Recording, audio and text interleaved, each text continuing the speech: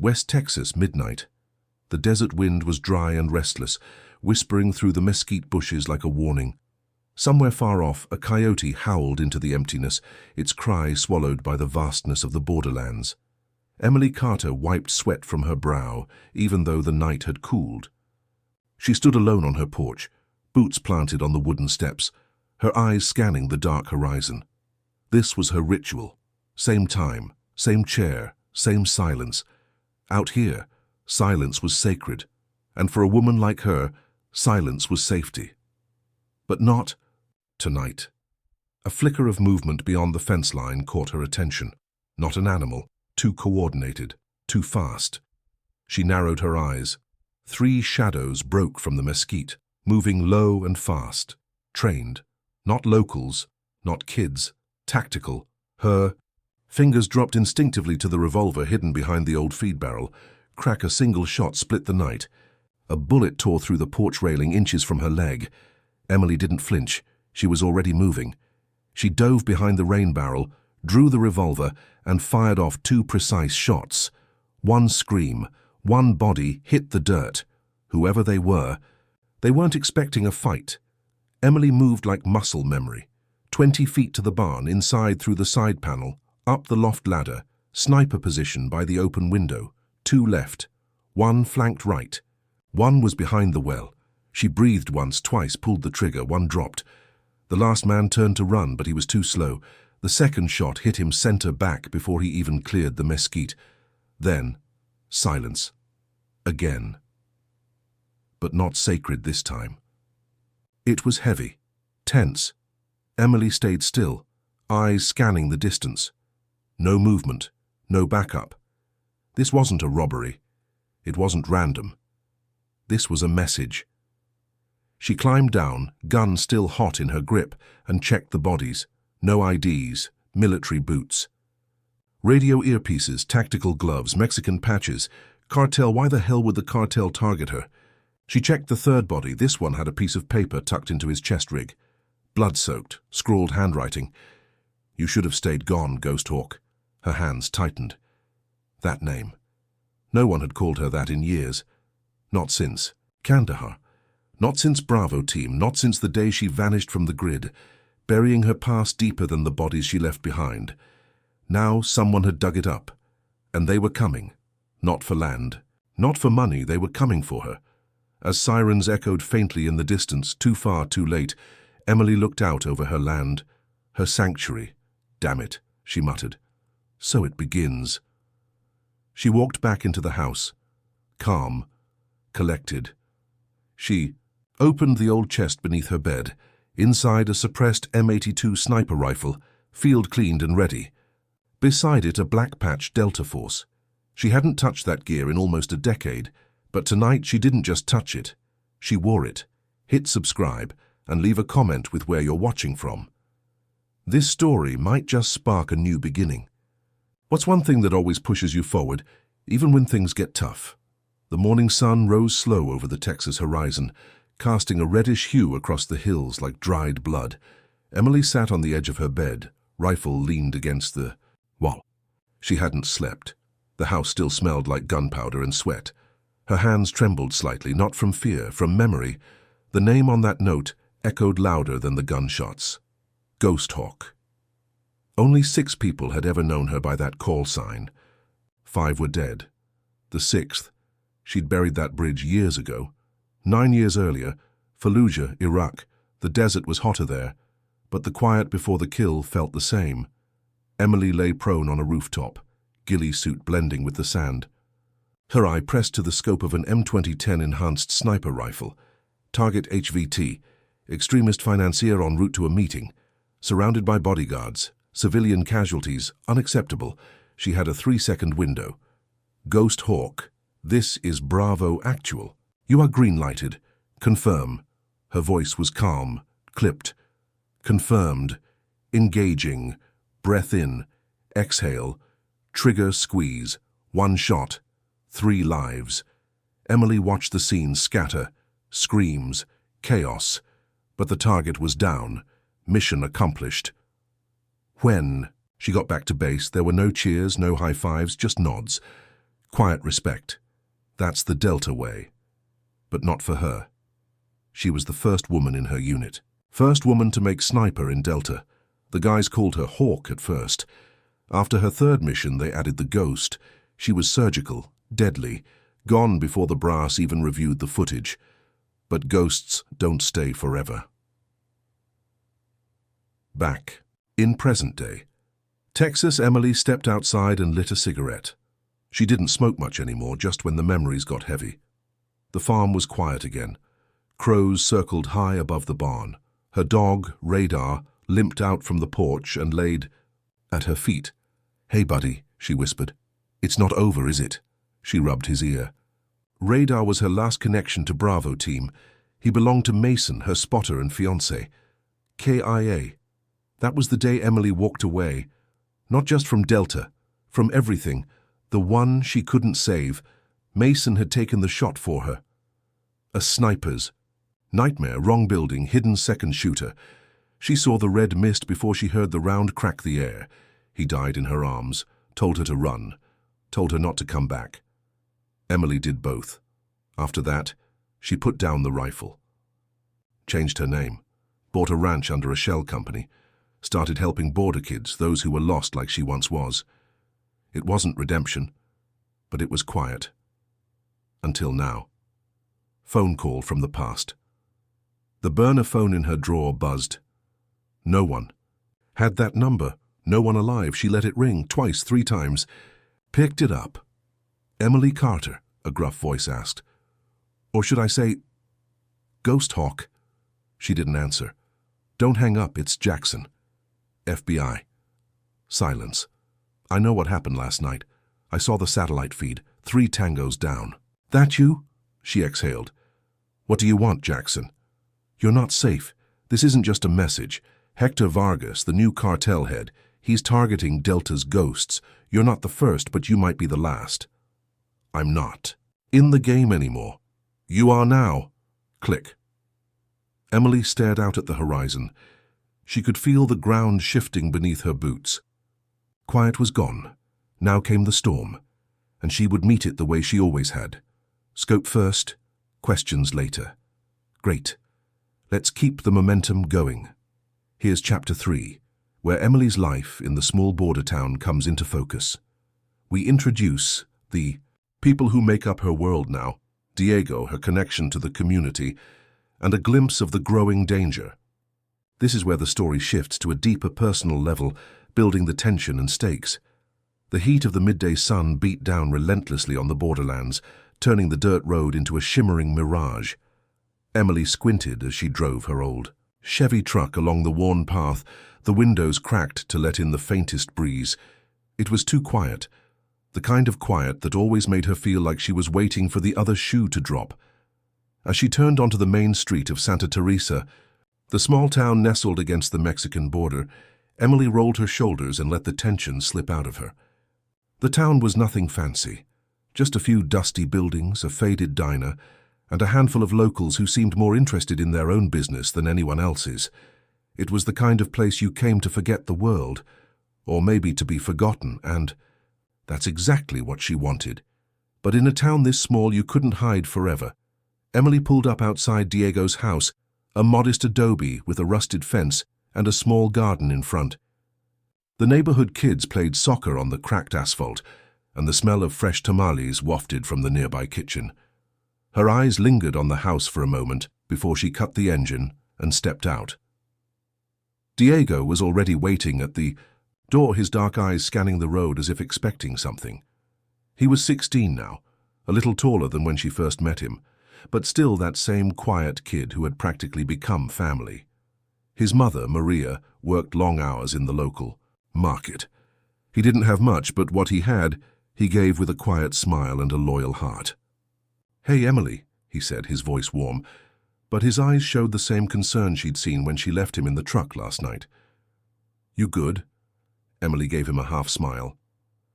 "I'm still here." He frowned, but didn't push. Diego had learned long ago that sometimes silence spoke louder than words. "Have you heard anything?" she asked, walking over to the steps.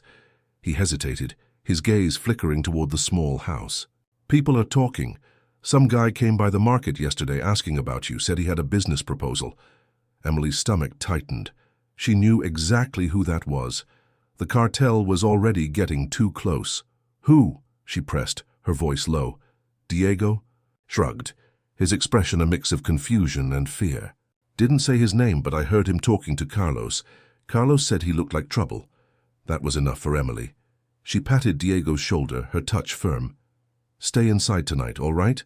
Don't talk to strangers. Diego nodded, but there was something else in his eyes, something that told Emily he knew more than he was letting on.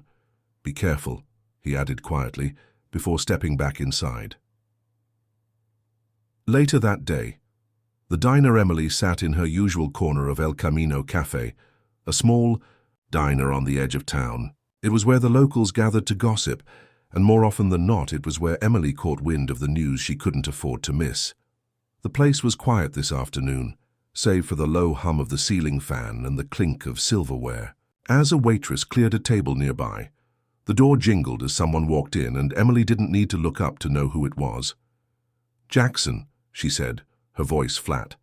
"I thought you had a whole team working this case." Jackson slid into the seat across from her without a word.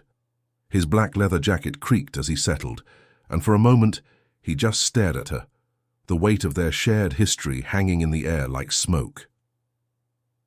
"I'm not here for your help, Emily," he said finally, "but you're already involved, whether you want it or not." She raised an eyebrow but didn't respond.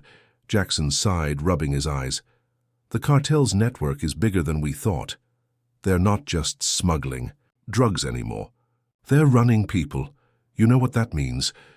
Emily leaned back, folding her arms across her chest. "You need more boots on the ground." "Not me." He shot her a look. "You think I don't know that? The problem is, Emily, there's more at stake than just your past. We think Vargas is trying to push something bigger, something that could hit the US hard, and you're already in their sights." Emily's fingers tightened around her cup, the warmth of the coffee grounding her. "If they think they can bring that war here, they've got another thing coming." Jackson stared at her for a long moment, his eyes hardening. "I know you. You're not going to walk away from this, not with people you care about on the line, for—" The first time in a long while, Emily felt the weight of what Jackson said. It wasn't just her life at risk anymore. "Get out of here, Jackson," she said, her voice cold as ice. "Before I change my mind." He didn't say anything else. He just stood and walked out, the jingle of the diner door marking his exit. Evening. The quiet. Before that night, Emily lay in bed, staring at the ceiling as the desert wind howled outside. Her mind raced. Everything Jackson had said spun around her thoughts like a whirlwind. The cartel wasn't just out for control of the border.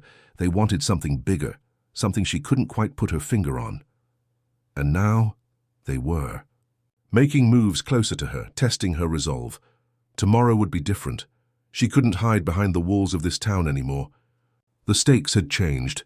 She pulled the covers over her head, shutting out the noise of the world. But sleep never came.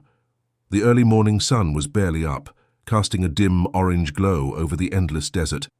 Emily was already moving, boots crunching, on the gravel road as she made her way to the small barn where she kept her gear. Today was different. Today she was going to make a move before they did. She had no intention of sitting back and waiting for the cartel to make their next move. Not after the warning, not after the message. The M82 sniper rifle was assembled and locked into position on the heavy wooden table. Her fingers moved deftly, assembling the weapon with practiced hands. Her heart beat steadily, but her mind was sharp and focused. As she worked, the sound of a distant engine approached. She didn't flinch.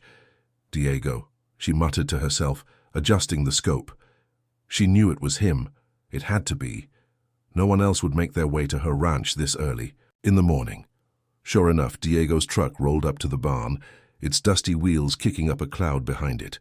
The young man got out quickly, his expression tense. "I heard some things, Emily," he said as soon as he saw her, his voice tight. "People around town are talking about some big shipment coming through. They're saying the cartel's planning something big, something that'll change everything, and I think it's coming here." Emily's hands stilled. Her eyes met his, cool and calculating. I know, she said simply. Diego hesitated, then took a step closer. What are you going to do about it? Emily's grip tightened around the rifle barrel. The time for sitting back was over. I'm going to make sure they know they picked the wrong place to mess with. The briefing by noon, Emily was in the thick of it. Her truck rumbled along the back roads, the engine's hum the only sound that dared to break the eerie silence of the desert. Her mind was sharp, focused on the intel Diego had passed on. A big shipment, weapons, drugs, maybe even people, and it was coming through a route close to the border. This wasn't a simple cartel drop-off. This was a message, and Emily wasn't about to wait around to find out what that message was. She was going to intercept it. Take out the middlemen. Let them know that the old ghost hawk wasn't someone they wanted to mess with. Her eyes flickered to the rearview mirror. A black SUV trailed her. Not someone she recognized. They were getting closer. The confrontation. The abandoned gas station on the outskirts of town was a perfect location for an ambush. It sat quietly on a lonely stretch of highway, covered in peeling paint and surrounded by tall, dry weeds. Emily parked her truck at an angle, concealing it behind the rusting shell of a long-abandoned RV. She knew the cartel wouldn't just let her roam freely through their territory. They'd already sent their message. Now she was going to send hers. Emily's heart rate steadied. No more running, no more hiding. She opened the back of her truck, pulling out a set of binoculars and scanning the area. The convoy was almost there. A truck hauling a large shipment. A couple of motorcycles flanking it. The SUV behind her had stopped too, its tinted windows keeping its passengers hidden from view. They were waiting. Emily knew what was coming next. They would make their move. She had to beat them to it. She checked her gear once more, the M82, her secondary sidearm, and the small stash of explosives she had tucked inside the vehicle. She was ready. She was always ready. The first shot. The first car in the convoy rolled into view, a black pickup. Truck, its cargo securely covered. Emily's scope zoomed in, adjusting for the wind and distance. She took a steadying breath. Breathe in. Hold. Exhale. Fire. The shot rang out, a deep crack splitting the air. The first tire exploded, sending the truck swerving off the road. Screams echoed from the other side of the vehicle. Chaos erupted. She didn't wait to see the aftermath. Emily was already moving, her body instinctively taking her to the next position, her hands sure and steady. From her new vantage point, she saw the motorcycles speeding toward her. They wouldn't be able to outrun her. She was Delta, she was faster, sharper. Breathe in, hold, exhale, fire. Another shot. One of the riders went down in a spray of dust and blood. The other swerved and fired back, but Emily was already gone. Moving into the shadows, her body low to the ground. Caught in the crossfire, it was supposed to be clean, precise. A few well-placed shots, and the cartel's operation would be crippled. But things rarely went as planned. The SUV that had been tailing her was now on the move, coming toward her position faster than expected. It was time to pull out, time to disappear. Emily wasn't running. She was just making her next move. She had one objective: protect those she loved. And right now that meant keeping the cartel from hitting her town. As the SUV drew closer, Emily took one last shot.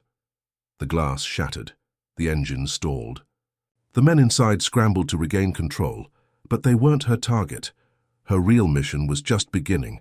The chase. Emily could hear the sound of the SUV's engine struggling to restart. They weren't finished yet.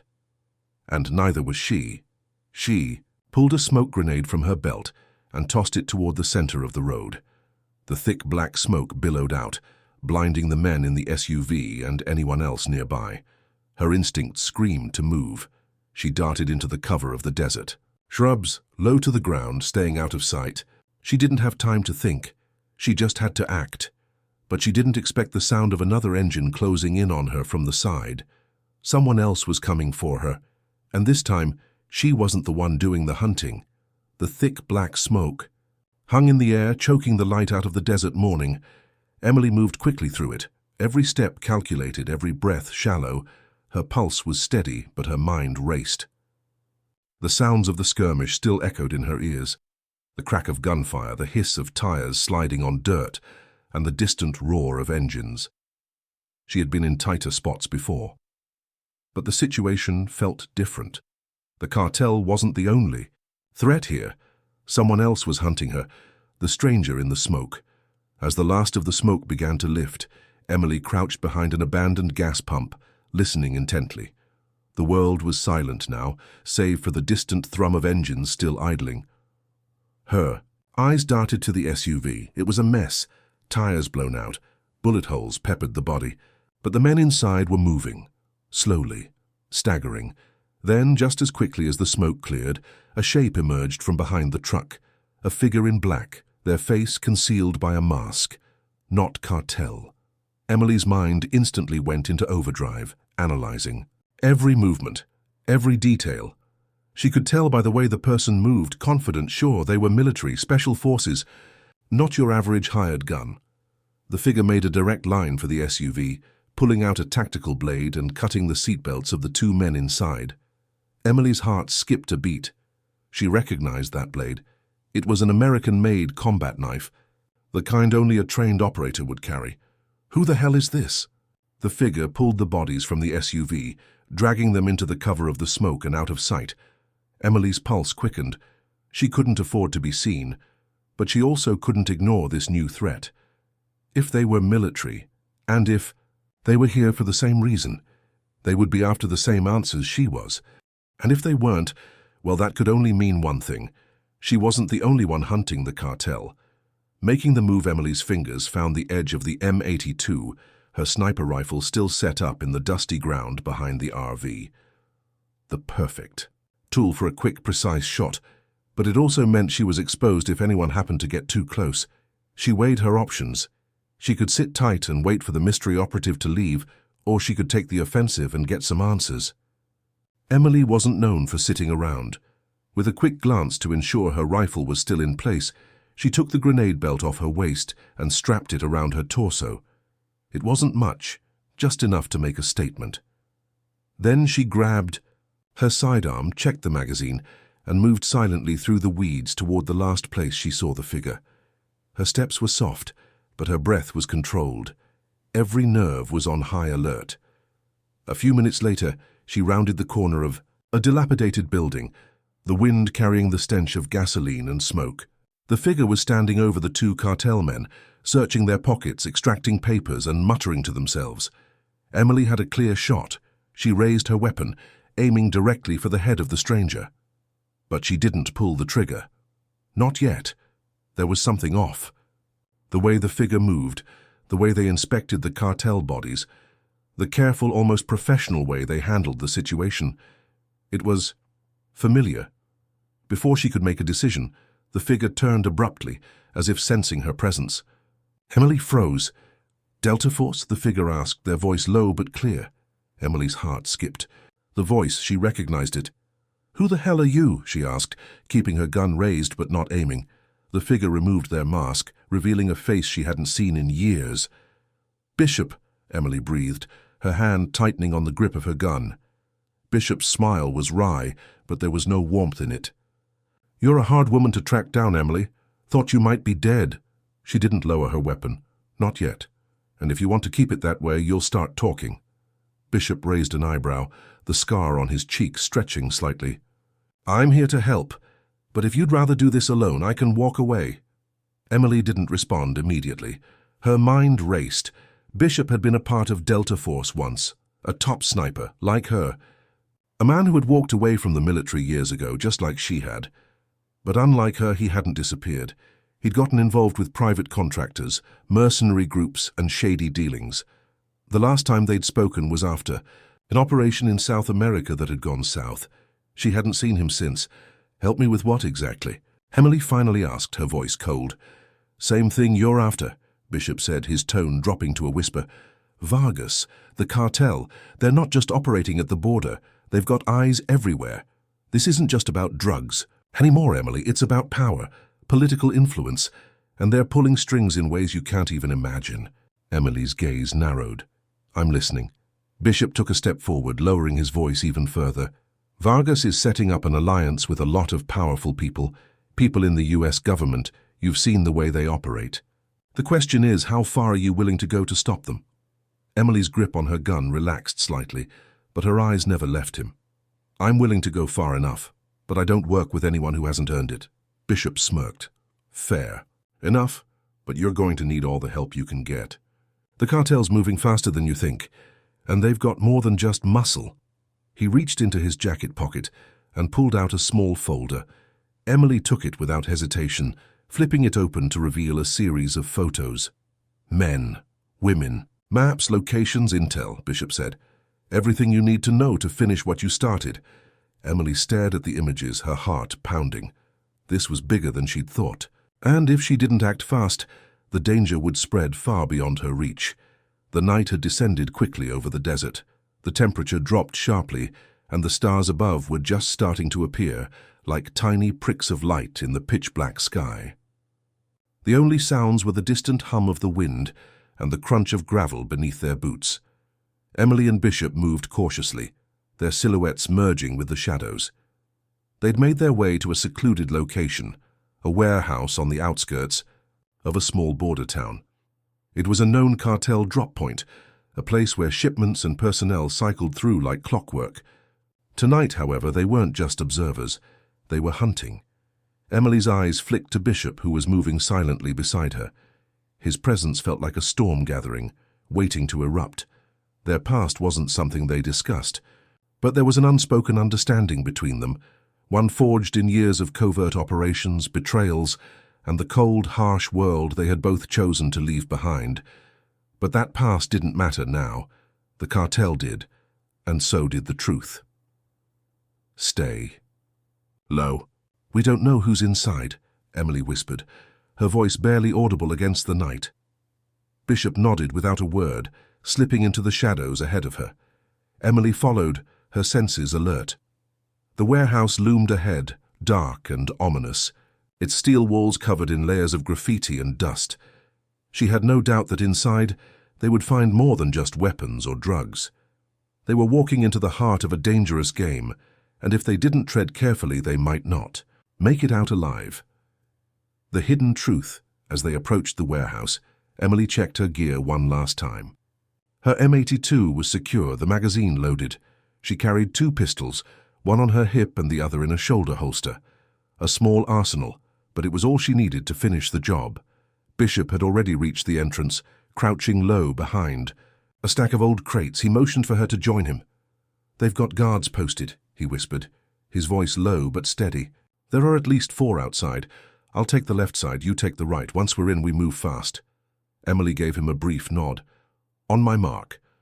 The 2 of them crept toward the side of the building, each of them moving with the precision that only years of military training could create. Every step was measured, every movement deliberate. They were ghosts in the dark, moving unseen. The first guard was eliminated quietly, a quick, efficient strike to the neck. The second was taken out in a similar manner, his body crumpling silently to the ground. As Emily crept around the corner, she could see through a cracked window into the warehouse's interior. What she saw sent a chill down her spine. Dozens of men and women were gathered inside. Some were working on crates, others sitting in tight-knit groups, talking in low, murmuring voices. The figures around the room were armed, their expressions focused and tense. But it wasn't the sheer number of people that worried her. It was the equipment, the sophisticated machinery, and the stacks of blueprints on a nearby table. This wasn't just a cartel operation, this was something bigger, a conspiracy, something far more dangerous than she had expected. The revelation, Bishop, we've got a problem, Emily said into her comms, her voice tense. They're not just moving product, they're planning something. This is bigger than we thought. Bishop's voice crackled back through the comms. I know, I see it too. We're going to need backup. This isn't a job for 2. Emily's eyes flicked back to the group inside. The woman at the table, a leader perhaps, was holding a map, discussing coordinates. She was pointing at a location not far from where Emily and Bishop had come from. The plans were laid out in front of her, detailing what appeared to be several key locations across the border. Emily's gut twisted with a sudden realization. The cartel wasn't just smuggling weapons and drugs, They were orchestrating a full-scale operation across the border, targeting government sites. High-profile attacks, strategic sabotage, a network that reached far beyond the cartel's usual operations, and someone inside the US government was helping them. Emily's heart raced. The dots were connecting, dangerously fast, the trap she didn't have time to process everything. Without warning, a shout broke the silence. "Intruders!" The door burst open, and guards poured out from every direction, their weapons raised and eyes scanning the darkness. "Shit," Emily muttered, moving into cover. Bishop was already a few steps ahead, sprinting toward the back of the warehouse. "Go! I'll cover you." Emily didn't need to be told twice. She took off, weaving through the crates and barrels, using every bit of training she had to stay out of sight. The first shot rang out, then another. The sound of bullets piercing the air was deafening, but Emily remained calm, keeping her focus. She fired back, taking down one of the guards who had emerged from the shadows. Bishop's voice crackled in her ear again. "Move fast. We've got about 5 minutes before the cavalry arrives." Emily didn't hesitate. She sprinted toward the rear exit, where Bishop was waiting, covering her six. Her breath came in short bursts, her mind focused entirely on the mission. Get out. Get the intel. Survive. She reached the exit and paused, looking back for a brief moment. The warehouse was erupting into chaos. Flames started licking at the walls, casting eerie shadows across the desert. Bishop motioned for her to move. "Go. Emily, this isn't over." The narrow escape. The two of them made it outside just as the first of the cartel reinforcements arrived. Emily's pulse was pounding in her ears, but she couldn't stop. Not now. They ran toward the pickup truck they had parked further out. The engine roared to life as they jumped inside, and Bishop slammed the gear shift into drive. Emily's hand instinctively went to the bag of intel they had stolen. The map. The blueprints. The names of people involved in the conspiracy. She glanced at Bishop. He was focused on the road, but there was a tension in his jaw that wasn't there before. "We've got a lot to figure out," she said quietly, staring out at the desert speeding past. Bishop's eyes flickered to her for a second. "This is just the beginning, Emily. And we're in deeper than we thought. They'll be after us now." Emily clenched her jaw. "I don't care. I'll finish this, no matter who's in the way." The truck bounced over rough terrain, kicking up dust and rocks as it sped through the desert night. Emily's mind was racing faster than the wheels beneath them. Each new revelation they uncovered was more twisted than the last. The cartel wasn't just a criminal network. It was a shadowy organization with tentacles that reached deep into the heart of the US government. The implications of that were terrifying. Emily stared out of the passenger window, her thoughts spinning. She wasn't used to being in this position, on the run, uncertain of who to trust. But this time it wasn't just the cartel hunting them. There were bigger players at work, and they were starting to move too. Emily could feel it. The danger had escalated. Next to her, Bishop was gripping the wheel with a steady hand, his eyes focused on the road ahead. His face was hard, but the lines around his eyes showed the strain he was under. Emily knew that whatever had just happened at the warehouse, it was only the beginning. "Where are we headed?" she asked, her voice low. Bishop didn't answer right away. He was scanning the rearview mirror, making sure they weren't being followed. After a few tense moments, he spoke. "We've got a safe house not far from here," he said, his voice neutral but edged with urgency. "But we won't be safe for long. We need to figure out who's pulling the strings before it's too late." Emily nodded, but her mind was still on the intel they'd stolen. The map, the names, the locations, it all pointed to something much bigger. But what? What was Vargas planning, and how was the US government involved? Bishop flicked on the headlights, cutting through the night's darkness. "We'll go over everything once we're safe, but there's no time to waste. Whoever's behind this, they're closing in. Safe house secrets." The safe house was nothing special. A small, nondescript cabin tucked away in a remote part of the desert. It looked like something out of a bad spy movie. Rusty pipes, an old generator sputtering in the corner, and walls that could tell 1,000 stories if they could speak. Bishop led the way inside, and Emily followed, her eyes scanning. The surroundings. It felt like a temporary stop, a place to catch their breath before the next round of chaos began. Once inside, Emily moved to the small kitchen and grabbed a bottle of water, unscrewing the cap with a sharp twist. Her hand was shaking slightly, the adrenaline still pumping through her veins. Bishop was already at the table, spreading out the intel they'd taken from the warehouse. The photos, the blueprints, the names, everything was there. Everything they needed to stop the cartel, or at least that's what they thought. "We need to figure out who's behind the corruption," Bishop said, his voice tense as he stared at the names in front of him. "The cartel isn't working alone. Someone is making moves behind the scenes." Emily walked over and placed the bottle on the table, then crouched down beside him. She scanned the photos and documents. One name stood out among the rest: Senator Robert Devereux. "That's a big player," Emily murmured. She didn't need to read anymore. She recognized the name. Devereux was one of the most influential politicians in Washington, known for his ties to defense contracts and border security initiatives. If he was involved, this wasn't just about drugs and guns anymore. Bishop nodded grimly. "Devereux has been under the radar for years, but I've heard whispers. He's been involved in shady deals with foreign governments, using his power to push certain policies. Now it looks like the cartel is helping him."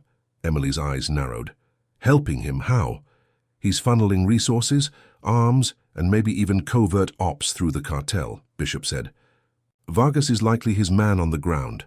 Devereux gets a cut of the action. But this isn't just about money, it's about control." Emily's blood ran cold. Control. That was the word that hit her hardest. If Devereux was involved, it wasn't just an operation. It was a carefully orchestrated plan to destabilize the region and maybe even control it. With the cartel's resources and Devereux's political influence, they could create chaos on both sides of the border, manipulating the very people sworn to protect it. The enemy. Within, Emily stood up and paced the room, her mind spinning. What's their endgame? Why all of this? Why the US government? Bishop's eyes remained fixed on the map, his fingers tracing the lines, the locations, the connections. It's all about power. If Devereux gets the right leverage, he could control the border, the trade routes, even the defense contracts. He could manipulate the military and law enforcement. He could start a war, Emily, a war that could tear this country apart. Emily stopped pacing, her hands on her hips as the realization hit her. A false flag operation. He's trying to manufacture a crisis, create a narrative of chaos so he can save the country, and in the process, take control of everything. Bishop nodded slowly. That's the theory, and it's a dangerous one. If Devereux pulls this off, the political landscape will shift dramatically, and not in a good way. Emily looked at the documents again. And Vargas, what's his role in all of this? He's the muscle, Bishop said, a hard edge to his voice. Vargas controls the flow of goods, people, and violence across the border. He's got his hands in everything: drugs, arms, human trafficking. But now it looks like Devereux has him under his thumb. They're not just working together, they're using each other. The weight of the situation sank in. They were up against more than just criminals. They were facing a conspiracy that went all the way to the top. The first move, there was no time to waste. The pieces of the puzzle were starting to fit. But there was still so much left to uncover. Emily looked at Bishop, her eyes hard with determination. "All right," she said, her voice firm. "We need to hit Devereux's operation. If we take him out of the equation, we cut off the cartel's support. And stop the whole thing from escalating." Bishop's expression darkened. "It's not going to be that easy. Devereux is well protected. We'll need a plan. A good one." Emily nodded, already mentally drafting the next steps. "We take out Devereux's contacts one by one.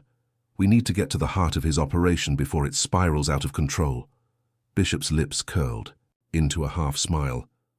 "I like the sound of that, but we'll need more firepower and we'll need to move fast. Once we start hitting them, they'll come after us with everything they've got." Emily's gaze hardened. "Let them come. They're not the only ones with something to lose." The morning sun was barely peeking over the horizon when Emily and Bishop hit the road again. The air was dry, the kind of heat that always seemed to seep into your bones, and the landscape stretched out in front of them like a never-ending sea of sand. The truck bounced along the rugged trail as they made their way to their next target, a small secluded compound known to house one of Devereux's key operatives. "This is it," Bishop said, glancing over at Emily. His face was tense, the weight of the coming confrontation obvious in the way his jaw clenched. "If we can take out one of Devereux's inner circle, it'll send a message. But we need to move fast. We're on borrowed time." Emily nodded, the look in her eyes unwavering. She wasn't here just to send a message. She was here to dismantle everything. Devereux's network, the cartel's influence, and whatever dark conspiracy they were all part of. One strike wouldn't be enough, but it was a start. The compound loomed ahead, a cluster of rundown buildings surrounded by high fences and barbed wire. It was almost too quiet, suspiciously so. Emily's instincts were firing on all cylinders, and she couldn't shake the feeling that they were walking into a trap. The first strike. They parked the truck a safe distance away and approached on foot, moving low through the brush to avoid detection. Bishop was the first to reach the edge of the compound, crouching behind a stack of crates and peering around the corner. "There's movement inside," he whispered, his voice barely audible. "2 guards by the entrance, a few more patrolling the perimeter. We'll need to take them out silently." Emily checked her gear once more. 2 silenced pistols, a knife, and her trusty M82 sniper rifle strapped to her back. She wasn't going into this half-hearted. The mission was clear. Eliminate Devereux's men, get the intel, and leave without a trace. "Cover me," she said. And without waiting for a response, she moved quickly toward the left side of the compound. She'd take the high ground first, get a better view of what was going on inside, then start picking off targets. Bishop watched her go, his eyes scanning the surroundings. "Just keep your head down," he muttered under his breath. The silent. Kill Emily made her way to a small elevated position overlooking the compound. From here, she could see the guards clearly. The 2 by the entrance were standing too close together, an easy target. She set her rifle down, her fingers moving. With practiced precision to adjust the scope, 1 shot and they would be out. She exhaled slowly, her finger resting gently on the trigger. Time seemed to slow down as her sights aligned with their heads. The first shot rang out, a soft, deadly whisper in the wind. The guard on the left crumpled instantly, his body hitting the ground with barely a sound. The second shot followed almost immediately, and the second guard fell just as silent. Emily didn't hesitate. She was already moving, sliding down the incline toward the next position, ready for the next phase. "Bishop's," voice came through her earpiece. "2 down. We're in the clear for now. Keep moving." The deeper plottes, they moved deeper into the compound. Emily couldn't shake the feeling that they weren't dealing with just a few operatives. The place was too well guarded, too well funded, for it to be a simple safe house. There had to be more going on here, something bigger. She was sure of it. They entered the main building, slipping past a few more guards without a sound. Inside, the place was eerily quiet, with only the hum of old fluorescent lights overhead to break the silence. Emily and Bishop moved through, the hallways staying low, until they reached a small office at the far end. There, a map was pinned to the wall, along with several reports on Devereux's operations. It was clear that whoever worked here had been involved in the larger conspiracy. Emily took a step forward, scanning the papers. "Look at this," she said, her voice sharp. "This is it. These reports detail shipments, arms, personnel, supplies. It's all linked to locations across the US and Mexico." Bishop came over, his eyes scanning the map. "It's a network," he muttered, "and it's bigger than we thought." Emily's heart raced as she read through the documents. The map showed several key sites marked in red, government buildings, military installations, and several high-security areas across the border. The more she looked, the more she realized they were sitting on the edge of a much larger operation. Devereux wasn't just planning to control the border. He was positioning himself to take control of everything. Military, politics, economy. He was aiming for nothing short of a coup. "This is insane," Emily said, her mind trying to process what she was seeing. Devereaux is going to start a war, one that's already been set in motion. Bishop clenched his fists, anger flaring in his eyes. We have to stop him before it's too late. This isn't just about the cartel anymore. We're talking about national security. The betrayal. Suddenly a loud bang echoed from the hallway outside. The door to the office burst open, and a figure stepped inside. It was one of Devereaux's men, but there was something wrong. His eyes were cold, calculating. This wasn't just a random guard. He was a higher-up, someone who knew exactly what was going on. Before Emily could react, the man pulled out a gun and aimed it at them. Bishop was already moving, his hand grabbing for his pistol, but the man was faster. Thought you could slip. In unnoticed? The man sneered. You're not the first to try, and you won't be the last. Emily's stomach churned. You set us up, she spat, realizing too late that they had walked straight into a trap. This wasn't a random operative, it was an ambush, and they had been played from the start. The man chuckled darkly. You think you're the only ones who know how to play the game? Devereaux always keeps a few cards up his sleeve. Now, you're going to wish you'd stayed out of this. The escape. There was no time to think. Emily dove to the side just as the man fired. The bullet missed her by inches, embedding itself in the wall. She fired back, her shot hitting the man square in the chest, but before he fell, he managed to squeeze off another shot. It was too close. Emily could feel the sting of the bullet grazing her arm, but there was no time to dwell on the pain. Move now! Bishop shouted, grabbing Emily's uninjured arm and pulling her toward the exit. The sound of reinforcements closing in made her pulse quicken, but they had no choice but to fight their way out. With gunfire ringing out behind them, they sprinted through the hallways, heading for the back door. As they burst into the open air, they saw several cartel members coming toward them, their guns raised. Bishop fired first, taking down one of the men with a shot to the head. Emily was right behind him, her own shots cutting down the enemies who dared to follow. They didn't stop running until they were safely back in the truck, speeding away from the compound. Bishop wiped his forehead, glancing at Emily. We've made a powerful enemy. Emily clenched her jaw. We're not stopping until this is finished. The night was far from peaceful. As the truck sped through the desert, Emily's mind churned, replaying every moment of the escape from the compound.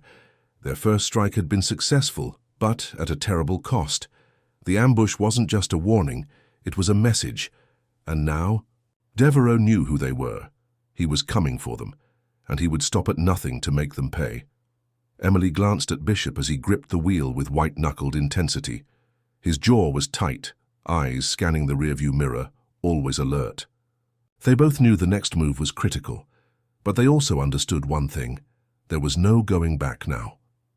We can't stay on the road like this for long, Emily said, breaking the silence. Her voice was steady, but the tension in her chest made it hard to breathe. We need a plan now. Bishop's gaze flicked over to her, his lips pressed into a thin line. I know, but right now our options are limited. Devereaux's men will be looking for us everywhere. We need to lay low and regroup, but we don't have the luxury of time. Emily nodded, knowing he was right. Every second they wasted was another chance for Devereaux to tighten his grip. But there was one thing they could use to their advantage, the intel they had taken from the compound. If they could analyze the maps and documents, they might find the key to stopping Devereaux's operation once and for all. A dangerous gamble. They pulled off the main road, driving into a secluded area near the foothills, far from prying eyes. Bishop parked the truck under the cover of some trees, and they moved quickly into a small abandoned cabin nearby. It wasn't much, just a place to rest and plan. But right now it would have to do. Inside, Emily spread out the documents on a table, the glow of a small lamp illuminating the room. She had already seen enough to understand the scope of the operation. Devereaux's influence was vast, but the more she studied the intel, the more she realized it wasn't just about control, it was about power. If he could manipulate the US government into pushing his agenda, the entire nation could be on the brink of chaos. This is bigger than we thought, Emily muttered, her finger tracing the lines of the map. Devereaux has been building a network of operatives and sympathizers inside key institutions, military, politics, business. It's all linked. Bishop stepped up beside her, scanning the papers. This isn't just about money anymore. He's playing for the highest stakes. Emily's eyes flicked to a specific location on the map, an airfield just outside of Phoenix, Arizona. It was marked in red, along with a few cryptic notes about a shipment scheduled for the next few days. If we hit this airfield, we might be able to stop the next phase of his plan, Emily said, her voice low but determined. If we take out the supply chain, we can slow him down long enough to hit him where it hurts. Bishop nodded, but his face was dark. It's a dangerous gamble. Devereaux won't be caught off guard this time. Emily's heart raced. She could feel the weight of the decision pressing down on her. This was it, the point of no return. They would either take a massive step toward ending Devereaux's reign, or walk right into a trap, the price of truth. The decision was made. They couldn't afford to wait any longer. They had to act before Devereaux could consolidate his power and strike back with everything he had. Emily and Bishop gathered their gear, their faces grim with the knowledge of what was at stake. Every move they made from this point forward would be under the watchful eyes of Devereaux's network. Their every step would be scrutinized, and the risks had never been higher. As they prepared to leave the cabin, Emily felt a pang of regret. Not because she wasn't sure they were doing the right thing, she knew they were, but because she had no idea how far they would have to go to stop this madness. And more than that, she didn't know how much of herself she was willing to lose in the process. Bishop caught her gaze as they stepped out into the cold desert night. "You okay?" he asked, his voice quiet but sincere. Emily paused, looking. At the dark sky above, the stars scattered like forgotten promises. She wasn't sure she had an answer. "I'm not sure anymore," she admitted, her voice barely above a whisper. "But I know we have to finish this. We can't let Devereaux win." Bishop nodded. "We'll do whatever it takes together." Into the lion's den. The drive to the airfield took hours, the road winding through desolate stretches of land before finally opening up to the outskirts of Phoenix. They had to approach the airfield carefully, using the cover of night to avoid detection. The closer they got, the more Emily's instincts screamed that something wasn't right. There were too many cars parked around the facility, too many figures moving in the shadows. Devereaux wasn't taking any chances. Emily and Bishop parked their truck a few miles away and made their way to the edge of the airfield on foot.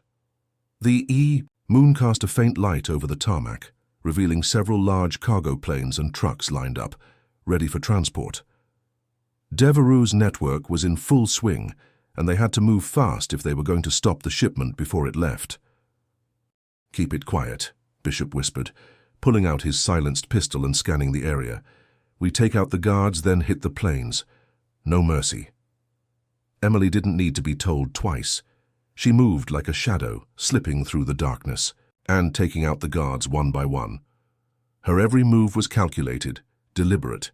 She didn't want to give Devereaux's men a chance to retaliate, not when the operation was so close to succeeding. But just as they reached the plains, the sound of a helicopter pierced the night air, its blades slicing through the silence. Emily's heart skipped a beat. The shipment wasn't just a cargo run, it was a military operation. The helicopter touched down at the far end of the airfield, and figures dressed in tactical gear began to disembark. They were here for more than just supplies.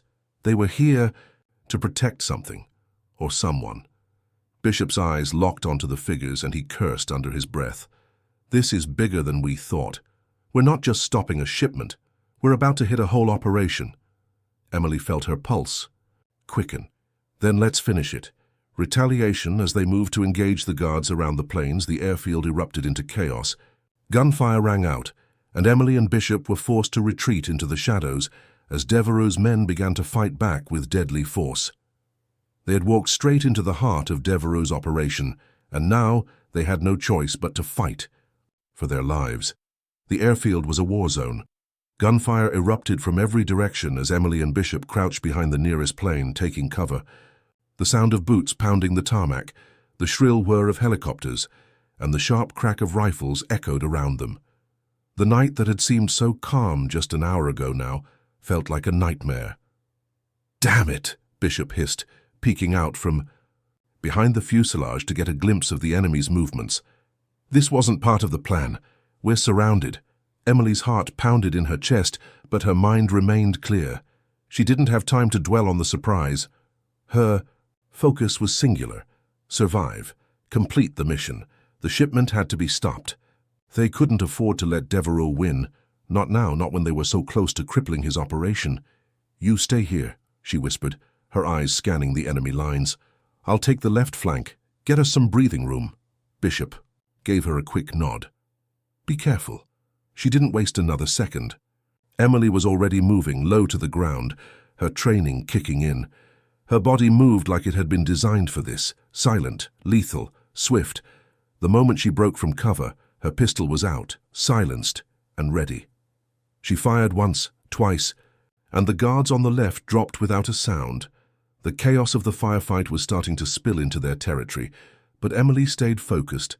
She didn't have time to hesitate.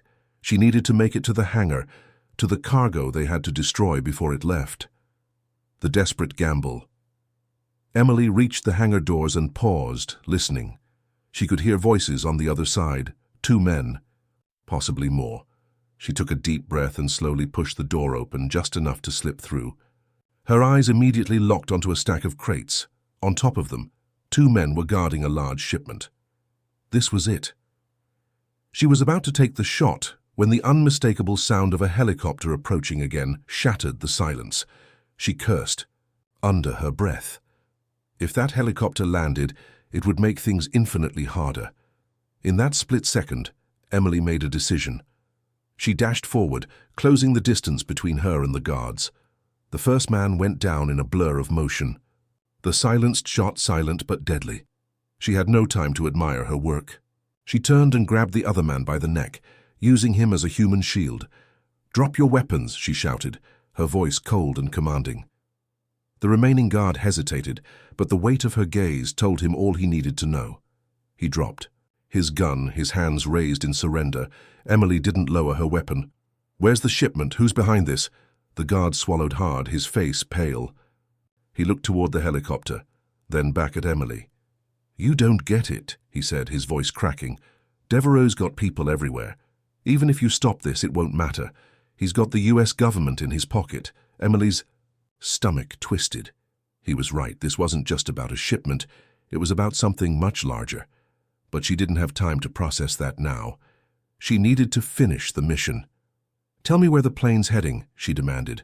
The guard hesitated, but the look in her eyes told him everything. Finally, he nodded. "Phoenix. We're shipping out to South America. He's trying to get his hands on more weapons. It's all about control." Emily clenched her jaw. "Thanks for the information," she said flatly. Then, without a second thought, she fired a single shot, taking the guard down.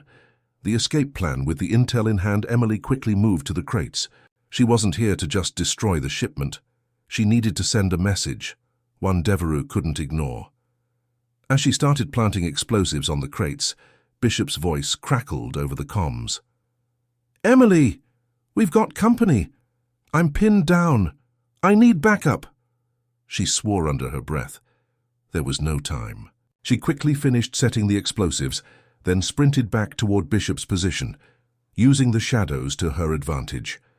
As she rounded the corner, she saw Bishop crouched behind a large jet, firing at 2 cartel guards who had cornered him. He was holding his ground, but it was clear he couldn't keep it up much longer. "On your 6, Emily shouted, firing a quick burst at the guards. They dropped to the ground, lifeless before they could even react. Bishop gave her a quick nod of thanks, his eyes full of relief. "I owe you one." Emily didn't waste time with pleasantries. "We're not out of this yet. We've got to get to the truck." They moved fast, making their way toward the edge of the airfield, but the sound of the helicopter coming in for a landing sent a chill down Emily's spine. It was the last thing they needed right now. If they didn't leave soon, they'd be trapped. The final countdown. They reached the truck with moments to spare, but as they started the engine, the sound of the helicopter's rotors grew louder. Emily slammed her foot on the gas, driving recklessly, the truck jolting over the uneven ground. "We're not out yet," Bishop shouted, his hand gripping the door for stability. Emily didn't answer. Her focus was on getting them away from the airfield, and fast. The explosion from the hangar lit up the night sky in a bright flash, signaling the destruction of the shipment. But there was no time to celebrate. The helicopter followed them, its searchlights sweeping over the truck as it began to pursue. They were running out of time. "Hold on," Emily barked, slamming the truck into gear and steering it hard to the right, hoping to throw off the helicopter's targeting system. The chase was on. Emily zigzagged through the barren desert, the helicopter hot on their tail, firing its mounted guns. Bullets pierced the air around them, and Emily swerved to avoid a barrage of fire. The truck's engine roared, its tires kicking up clouds of dust as they barreled through the dark landscape. "We can't outrun it forever," Bishop yelled, scanning the horizon for any escape route. Emily's mind was racing. She needed to outsmart the chopper, not outrun it. "I have an idea." Without warning, she jerked the wheel hard to the left, steering the truck toward a narrow canyon. The helicopter followed, its pilot overconfident. Emily grinned as the canyon walls closed in on them. She slammed the brakes, sending the truck skidding sideways into a tight corner. The helicopter, unable to maneuver in such a narrow space, crashed into the canyon wall. They had done it. They were free. The aftermath. The truck bounced along the canyon floor. They both allowed themselves a moment of relief. They had survived. But the mission wasn't over yet. Devereux was still out there, and now more than ever they had to finish what they'd started. "We did it," Bishop said, his voice a mix of exhaustion and awe. Emily looked ahead, her face steely. "Not yet. We've only just begun." The desert stretched endlessly around them, the air thick with dust and the faint metallic scent of gunpowder. Emily drove with one hand gripping the wheel, her other hand resting lightly on the gun at her side. Bishop sat silently beside her, his eyes fixed on the horizon, every nerve alert for the next threat. Neither of them spoke for a long time, but the silence between them wasn't one of comfort. It was the kind of silence that comes after a battle, when there are no words left to say. The explosion at the airfield had been a success, but it had also made things much more complicated. "That was too close," Bishop muttered, breaking the silence. "Devereux won't let that go." Emily didn't respond immediately. She could already hear the echoes of his words, each one ringing louder than the last. They had made a powerful enemy that night, and now they were the hunted. But that didn't change the fact that they had destroyed part of Devereux's operation. That had to count for something. "We need to regroup," Emily finally said, her voice low but firm. "We can't keep running. We need to figure out what's next." Bishop nodded, still scanning the horizon. "There's a safe house not far from here. We can lay low for a bit and figure out our next move, but we'll need help." A shifting alliance as they neared the safe house, a small, nondescript building on the outskirts of Tucson. Emily's mind raced. They had destroyed a key piece of Devereux's operation, but now they were vulnerable. Devereux's network was vast, and his reach extended beyond anything they had imagined. The walls of the safe house were thin, and the air inside felt heavy with tension. It was meant to be a temporary haven, but it wasn't long before the weight of their situation caught up with them. "I'll set up a perimeter," Bishop said, his tone sharp. He had already started to unpack his gear, but Emily could tell that his mind was elsewhere. He was calculating, planning. Emily sat down at the small table, her eyes glued to the map they had taken from the airfield. The red markings were starting to make sense. There was a pattern to Devereux's movements, a rhythm that she was beginning to decipher. But she knew that without backup, they wouldn't get far. That was when the knock came. It was soft, but urgent, the kind of knock that said someone on the other side was just as tense as they were. Emily's hand went instinctively to the holster at her waist as she stood to answer the door. Through the cracked opening, she saw a face she hadn't expected. It was Mark, an old contact from her days in the military, someone she hadn't seen. In years he was disheveled, but his eyes were sharp, calculating. "Mark?" Emily said, incredulity in her voice. "What the hell are you doing here?" Mark didn't answer immediately. Instead, he glanced around nervously, his gaze darting to Bishop, before finally speaking in a low voice. "I got wind of what you've been up to. Thought you might need some help." Bishop stepped forward, his eyes narrowing. "You're not the only one who thinks Devereux's days are numbered." Mark's lips curled into a tight smile. I've been running my own little operation for a while now, trying to track down his assets. I have people who can get you information, real-time intel." Emily's heart skipped a beat. This was the help she had been waiting for. But there was a catch. Mark wasn't exactly a stranger to bending the rules. She knew he could be trusted when the stakes were high, but she also knew he had his own agenda. "What do you want in return?" Emily asked, her eyes never leaving his. Mark didn't flinch. "A favor, a big one. But for now we focus on Devereux. After that we'll talk." Emily glanced at Bishop, who was studying Mark with a wary expression. After a long pause, she nodded. "Deal, but if you're leading us into a trap—" "It's not a trap," Mark interrupted quickly. "But I'm not going to lie. I don't trust Devereux, and I don't trust anyone who works for him. If we want him to fall, we have to outsmart him. And that means we need to move quickly." The price of trust, as Mark laid out his plan. Emily's mind wandered. This was the moment where everything could go wrong. She had no doubts that Mark's help could be useful, but the price for his involvement wasn't something she could ignore. She had learned the hard way that loyalty came at a cost, and now she was about to pay it. Mark's plan was simple but risky. He had managed to infiltrate a part of Devereux's supply chain, and he had information about an upcoming shipment that could cripple Devereux's operation. The catch?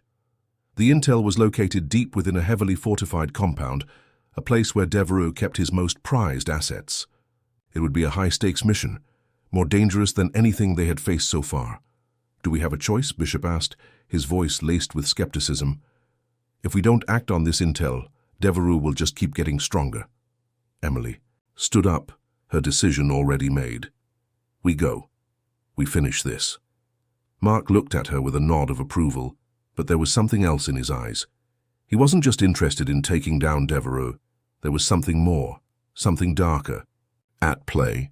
Emily wasn't sure if he was the kind of man who would sell out his allies once the mission was over, but that was something she'd have to deal with later. For now, they needed each other. Bishop sighed, his eyes hard. "All right, let's get it done." As they prepared to leave the safe house, Emily couldn't shake the feeling that this mission was different. There was no turning back now. If they succeeded, Devereux's empire would crumble. If they failed, they would be buried beneath the rubble. Moving in the journey to the compound was long, the silence in the truck heavy with anticipation. They moved through remote desert roads, the lights of Tucson far behind them. Mark drove with Emily and Bishop in the back. Every mile seemed to take them further into enemy territory. When they finally arrived, Emily could feel the weight of what they were about to do. This wasn't just about stopping a shipment. It was about dismantling an entire operation, and there was no room for error. "We'll have to move fast," Mark said, as he parked the truck just outside the compound's perimeter. We grab the intel and we get out. No delays." Emily nodded, her mind focused. "We move as one." The compound was a fortress, nestled deep in the desert hills, surrounded by tall fences and layers of security. Spotlights cut through the darkness, casting harsh shadows over the high walls. Armed guards patrolled the perimeter, and the hum of surveillance equipment was ever present, a constant reminder of the danger lurking just beyond their reach.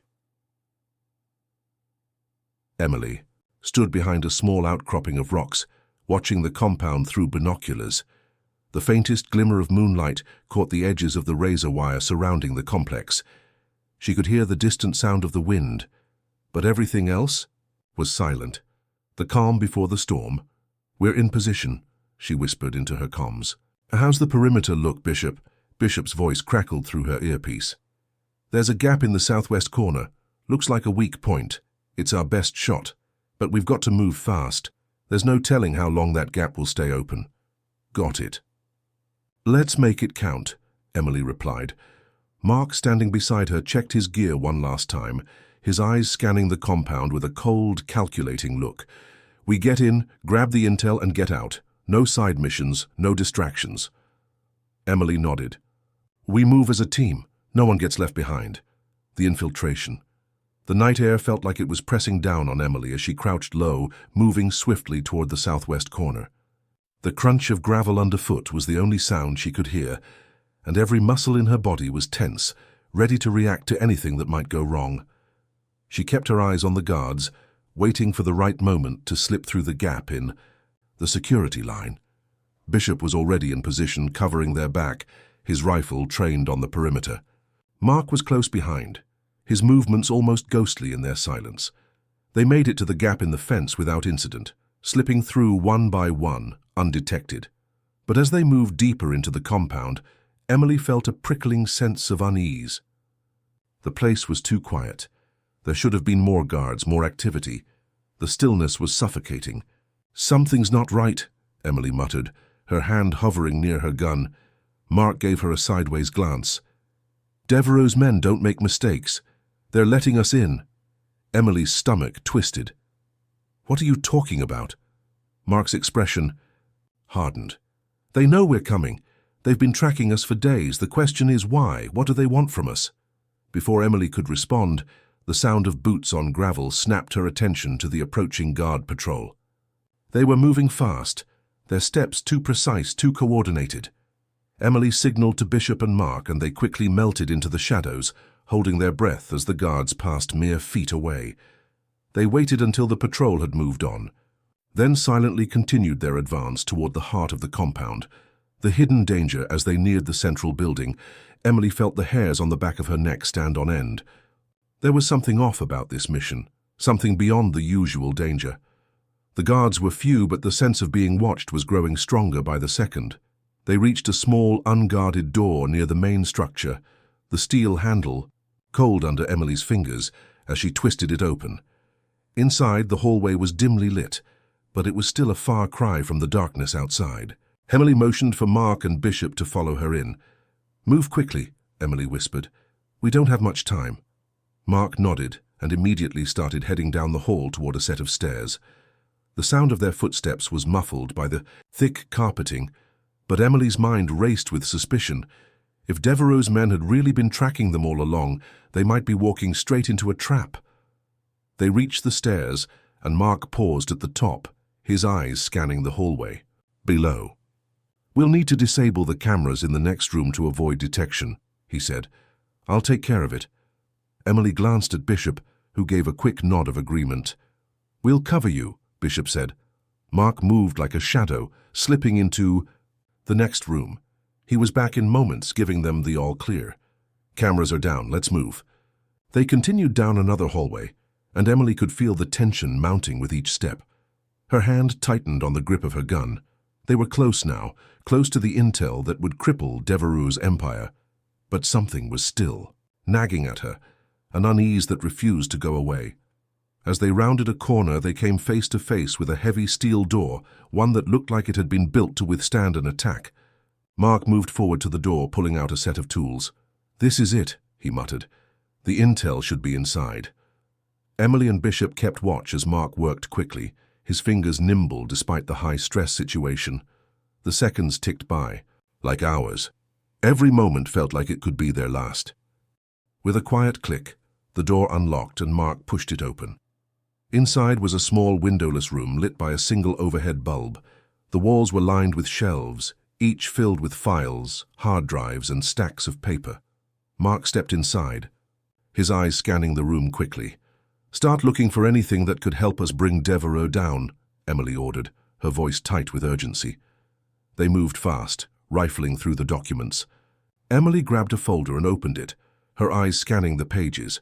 What she found made her heart race. It was a list of Devereaux's key contacts within the U.S. government, names, positions, and detailed financial transactions. This was it. This was the information they had been searching for.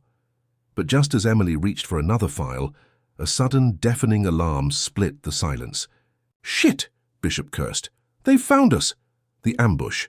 The door slammed open and a group of heavily armed guards poured into the room, their guns raised.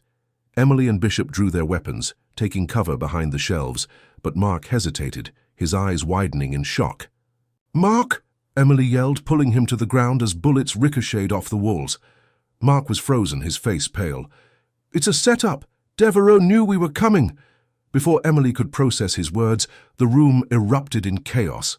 Gunfire filled the air, and Emily's instincts kicked in. She returned fire, taking down 2 guards in quick succession. Bishop was right beside her, covering the other side of the room, but they were outnumbered, and the guards were closing in. Emily had no choice. She grabbed Mark's arm and yanked him toward the door. "We're getting out of here now." The explosion of gunfire followed them as they sprinted down the hall, but Emily's mind was already on the next move. They had what they needed, but escaping with their lives was another matter entirely. The blast of gunfire continued to echo in Emily's ears as she sprinted down the hallway, Mark's hand clutched tightly in hers, pulling him along as they ran. Behind them, Bishop covered their retreat, firing on instinct as the guards poured into the corridor, blocking every escape route. The narrow hallways felt like a maze, every turn taking them deeper into the heart of danger. "We've got to get out of here," Emily shouted, her breath ragged as she glanced over her shoulder. The noise of the alarms was deafening, and the sound of booted footsteps growing closer only made her push harder. Mark was struggling to keep up, still reeling from the shock of the ambush. I didn't know they'd be waiting for us." "They knew we were coming." "Shut up and keep moving," Bishop barked, his voice low but intense. He was a few steps ahead of them, cutting through the hall with deadly precision. His rifle was at the ready, and his every movement was calculated. Emily's pulse hammered in her ears. She knew they couldn't outrun the cartel forever. They had to make it to the extraction point, a small cabin near the compound's outer boundary where a trusted ally was supposed to pick them up. But as the seconds ticked away, the odds grew slimmer. Devereux had eyes everywhere, and now they were part of a bigger game than they'd ever anticipated. The chase begins. The moment they reached the back door of the compound, Emily shoved Mark through first, followed by Bishop. She was the last to slip through, slamming the door behind them. The cold desert air hit her face like a slap, but she didn't have time to savor the brief sense of relief. Bishop was already scanning the area, his eyes flicking from shadow to shadow. "We've got a clear path to the extraction point, but we're not safe yet. We're too exposed out here." Emily nodded. The moonlight bathed the compound in an eerie glow, casting long shadows across the desert. Their only chance now was to move quickly, stay low, and hope they hadn't been spotted. But as she glanced back toward the compound, she saw something that made her blood run cold. Figures moving along the perimeter. Devereux's men were already coming after them. "Move." "Out," Emily ordered, her voice tight. "We'll have to cut through the hills to lose them. Stay close and keep your heads down." The 3 of them broke into a run, zigzagging between the rocks and scrub, their hearts pounding in their chests. Every step they took brought them further away from the compound, but Emily's mind raced with one thought. How long would they have before Devereux's men caught up to them? Bishop kept glancing over his shoulder, his fingers twitching on his rifle. "They're getting closer. We need to hurry." "We're not outrunning them on foot," Mark gasped, still struggling to catch up.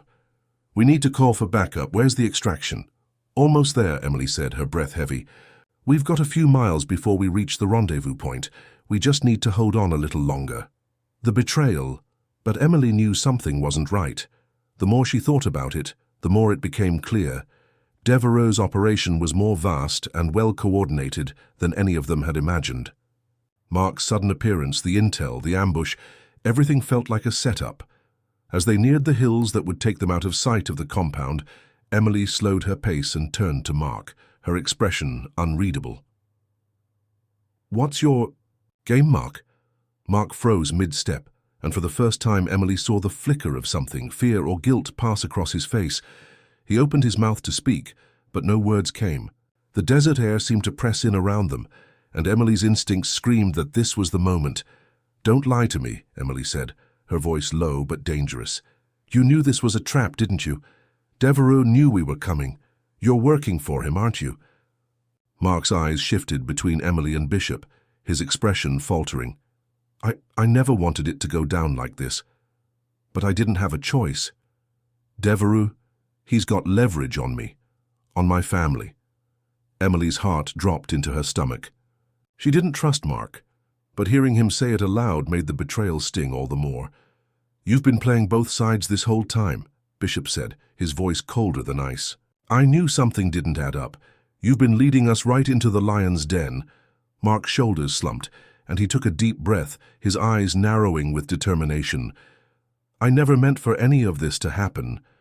But now that we're in this far, we can still make it right. If we work together. Before Mark could finish his sentence, the sound of approaching vehicles interrupted him, engines revving, headlights piercing through the darkness. They're here, Bishop muttered, already moving into a defensive stance. Emily glanced at Mark, her anger simmering beneath the surface. You'd better make this right, or so help me, you won't make it out of here alive. Mark nodded, but the look in his eyes told her everything she needed to know. He wasn't entirely on their side, not yet, but right now they had a common enemy. The final push.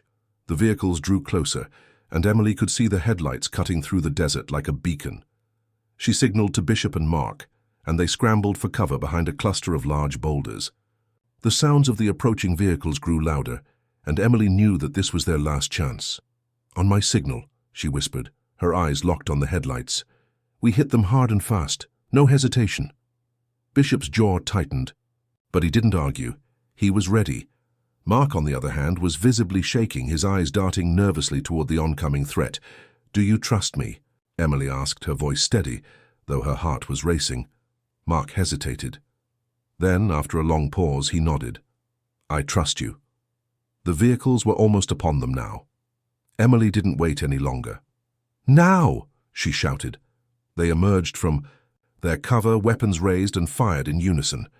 The sudden onslaught of gunfire took the convoy by surprise, and the first vehicle was immediately disabled, smoke pouring from the engine. The other vehicles screeched to a halt as the men inside scrambled for cover. Go, go! Emily shouted, charging forward, gun blazing. Bishop was right beside her, his rifle cutting through the chaos. Mark hesitated, but then joined them, firing at the men emerging from the other vehicles. The fight was brutal but quick. In moments they had taken down most of the guards. Emily's heart was pounding, but she knew they had no time to linger. As the last of the cartel's men fell, she looked at Bishop and Mark.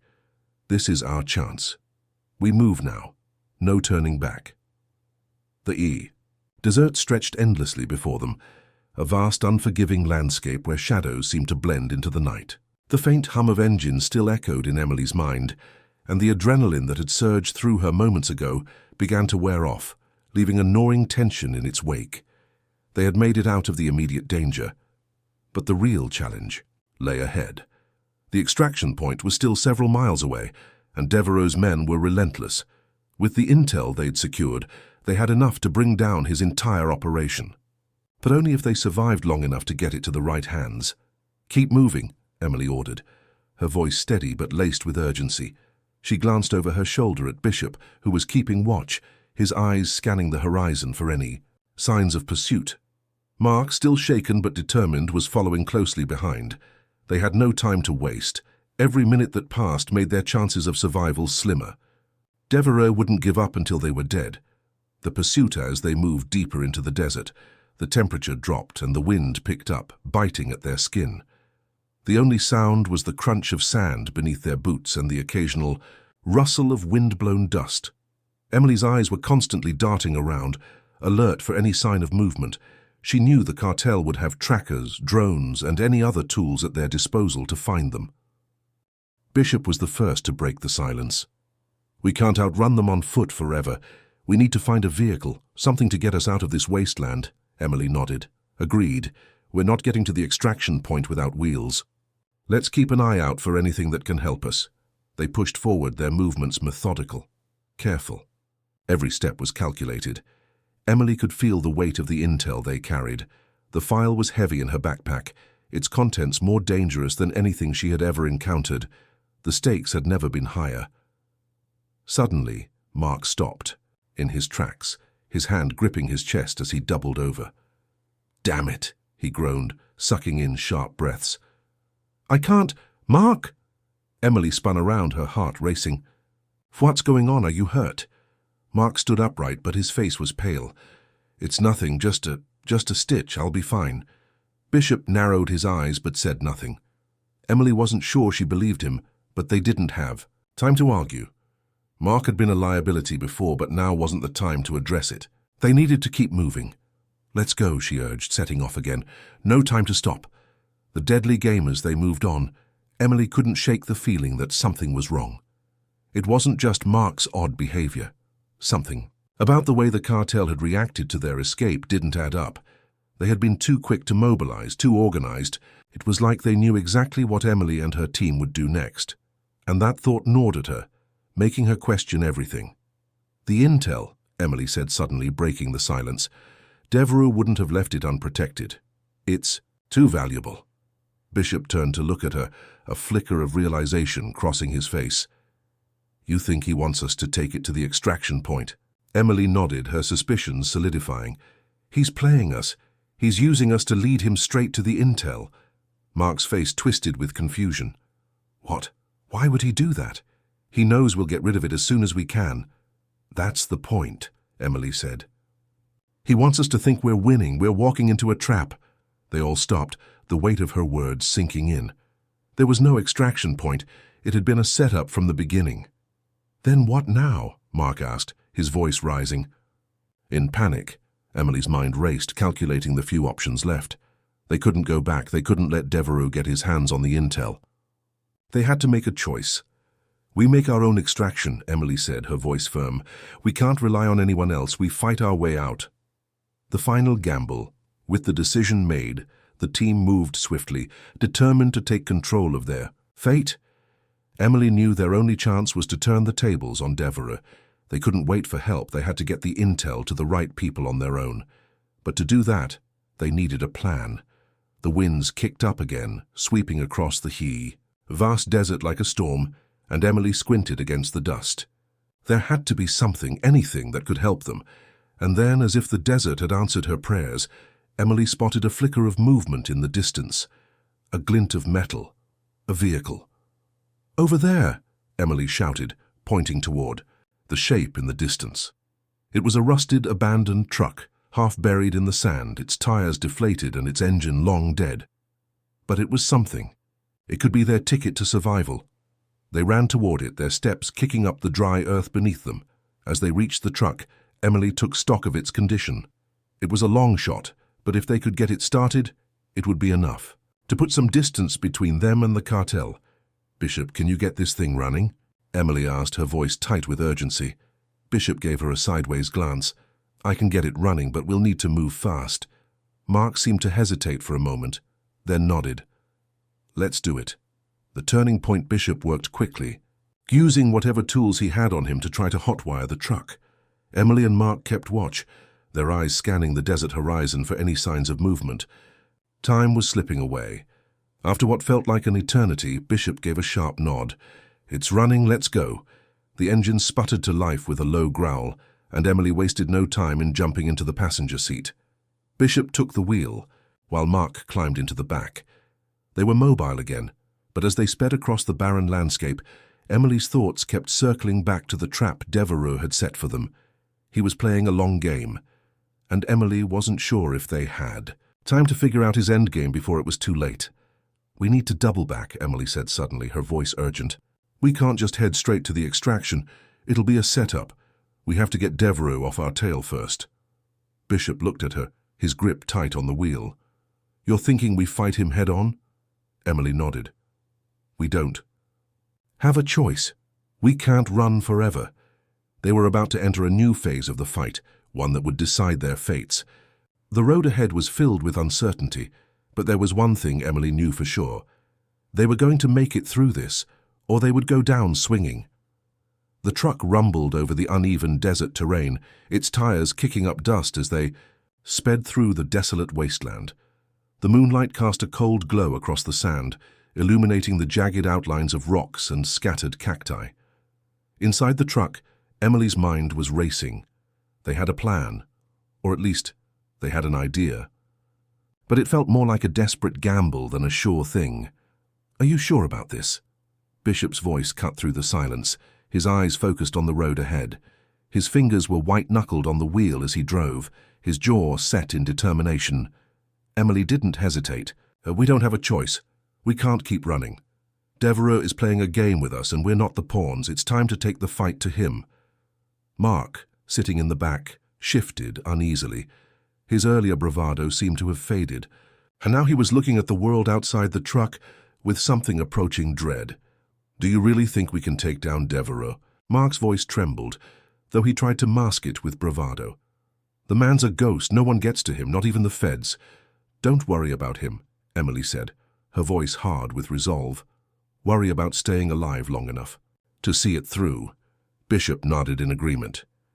"We've been through worse. We'll get him, but we've got to stay sharp." The tension in the truck was palpable as they continued on their course. Devereaux's men were out there, still hunting them, and Emily knew that any moment could be their last. They were playing a dangerous game now, and the stakes had never been higher. The ambush as they neared the coordinates Emily had mapped out.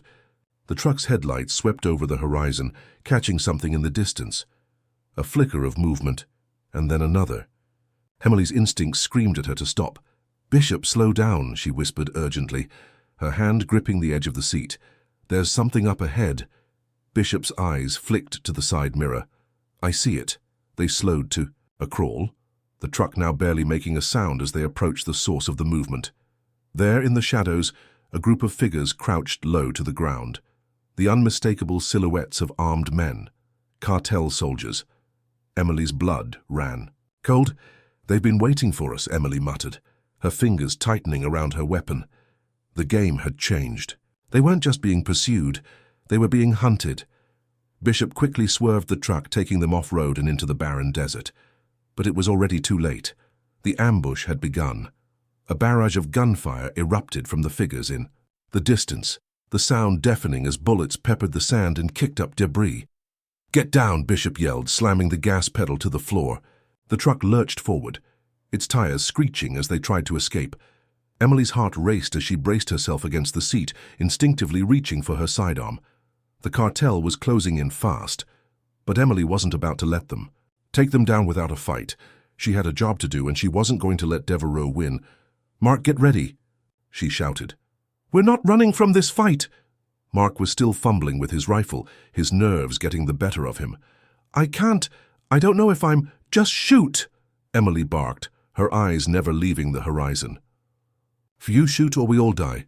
The truck bounced over rocks and dips in the ground, making every movement unpredictable.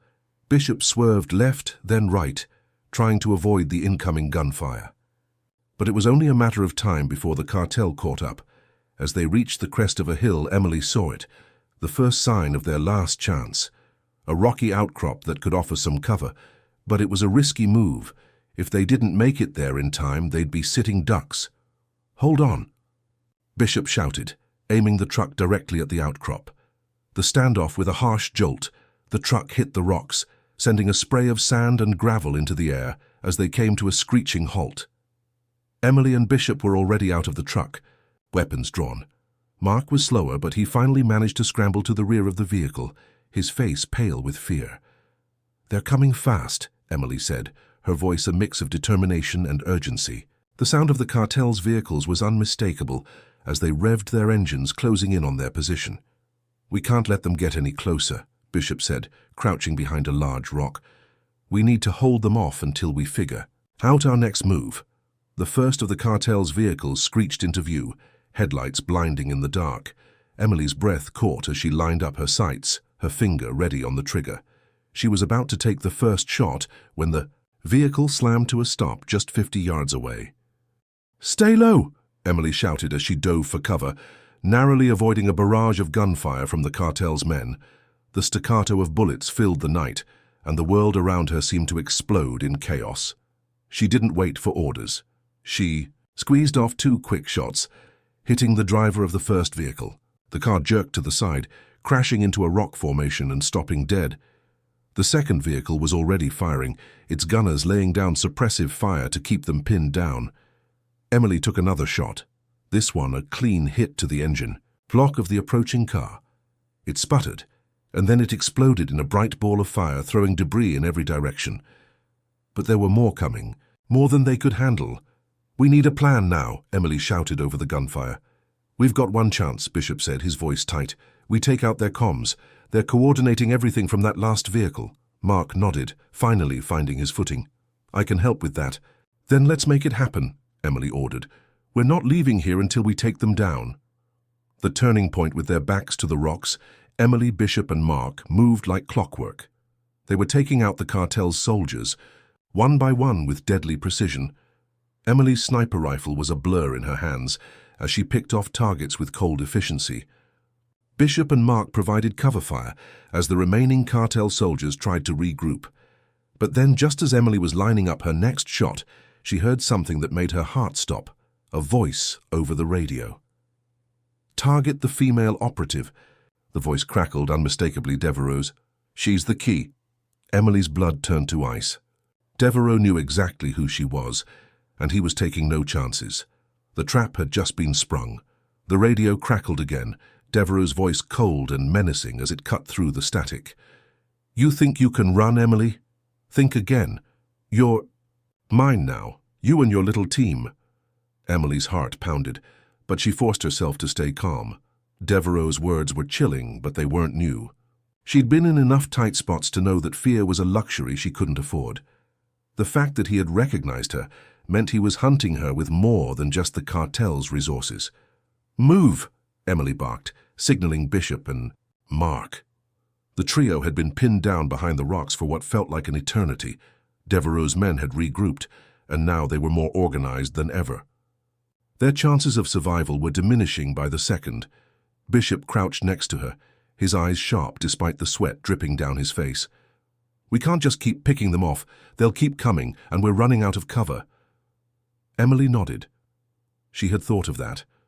But they couldn't just retreat. They needed to deal the final blow to Devereaux's men. If they didn't take action now, they would be overrun. "Mark," she turned to him, "I need you to take out their comms vehicle. You do that, and we cripple their coordination. Without their orders, they'll be scattered." Mark swallowed hard, his hands shaking. But he wasn't about to back down now. "Got it, just keep them off me." Emily gave him a determined nod. "We'll cover you. Do your part, and we'll finish this." The assault. The plan was simple. Mark would flank the cartel's comms vehicle, while Emily and Bishop provided cover fire. They would make it fast. There wasn't much time before Devereaux's reinforcements arrived. As Mark sprinted toward the comms vehicle, Emily took a deep breath and steadied her aim. The truck's headlights illuminated the desert in a harsh, unforgiving light.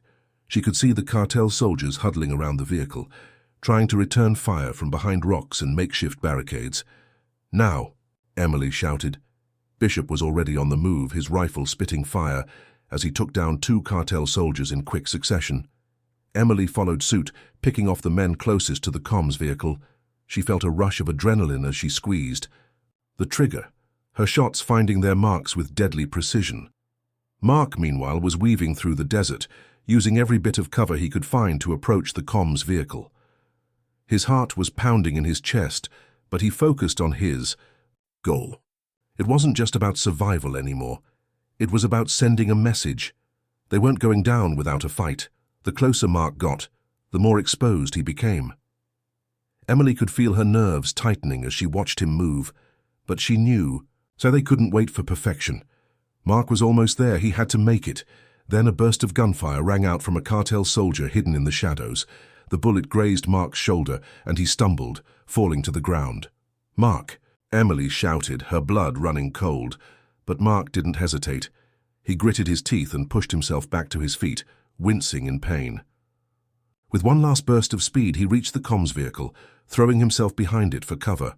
"Come on, Mark," Emily whispered, her eyes locked on him as she took out 2 more of Devereaux's men, breaking the chain. "Almost there," Mark called out. His voice strained from the pain but full of determination. He was using the last of his strength to get to the comms system. Emily's pulse was racing as she fired again, knowing they were on the verge of breaking Devereaux's control. Bishop provided support, taking down any cartel soldiers who tried to rush Mark's position. But the air was thick with the smell of gunpowder and the sound of rapid fire as more men poured in from all sides. "We need to move now," Bishop yelled, his voice urgent. Emily's eyes darted around, assessing their options. The comms vehicle was their only real hope to destabilize the cartel's operation. Mark was almost there. She had to make sure nothing happened to him. "Mark, do it now!" Emily shouted. Without a second's hesitation, Mark ripped open the door of the comms vehicle and threw a grenade inside. The explosion was deafening, and the vehicle erupted in a ball of flames, throwing the cartel soldiers into disarray. Emily's heart pounded in her chest. The cartel's communication line was now severed, their command structure broken. It was their chance. "We go now!" Emily shouted, grabbing Bishop's arm and pulling him toward the truck. The battle wasn't over yet, but it had just shifted in their favor. Devereaux's wrath as they raced back toward the truck. Emily's mind was already working through the next steps.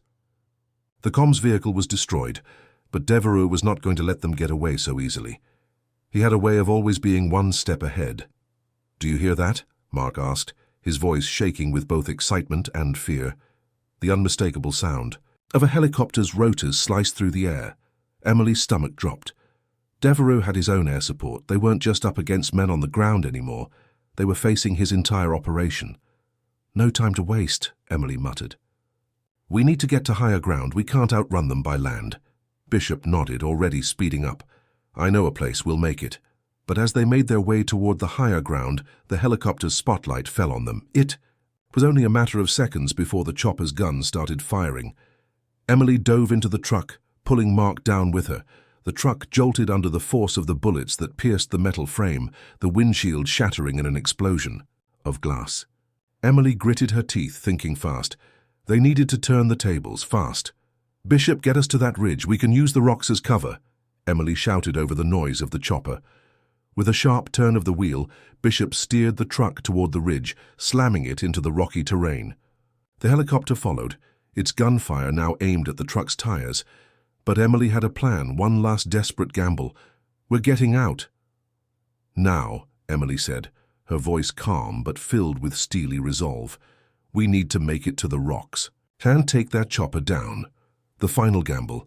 They leaped out of the truck, weapons drawn, and ran for the rock formations that would provide them with cover. The helicopter hovered just above them, its guns still firing, but now they had the advantage. The rocks shielded them from most of the fire. Emily took a deep breath, calculating her next move. The helicopter was hovering too low for comfort. If she could get a clean shot, she could take out the pilot. But the timing had to be perfect.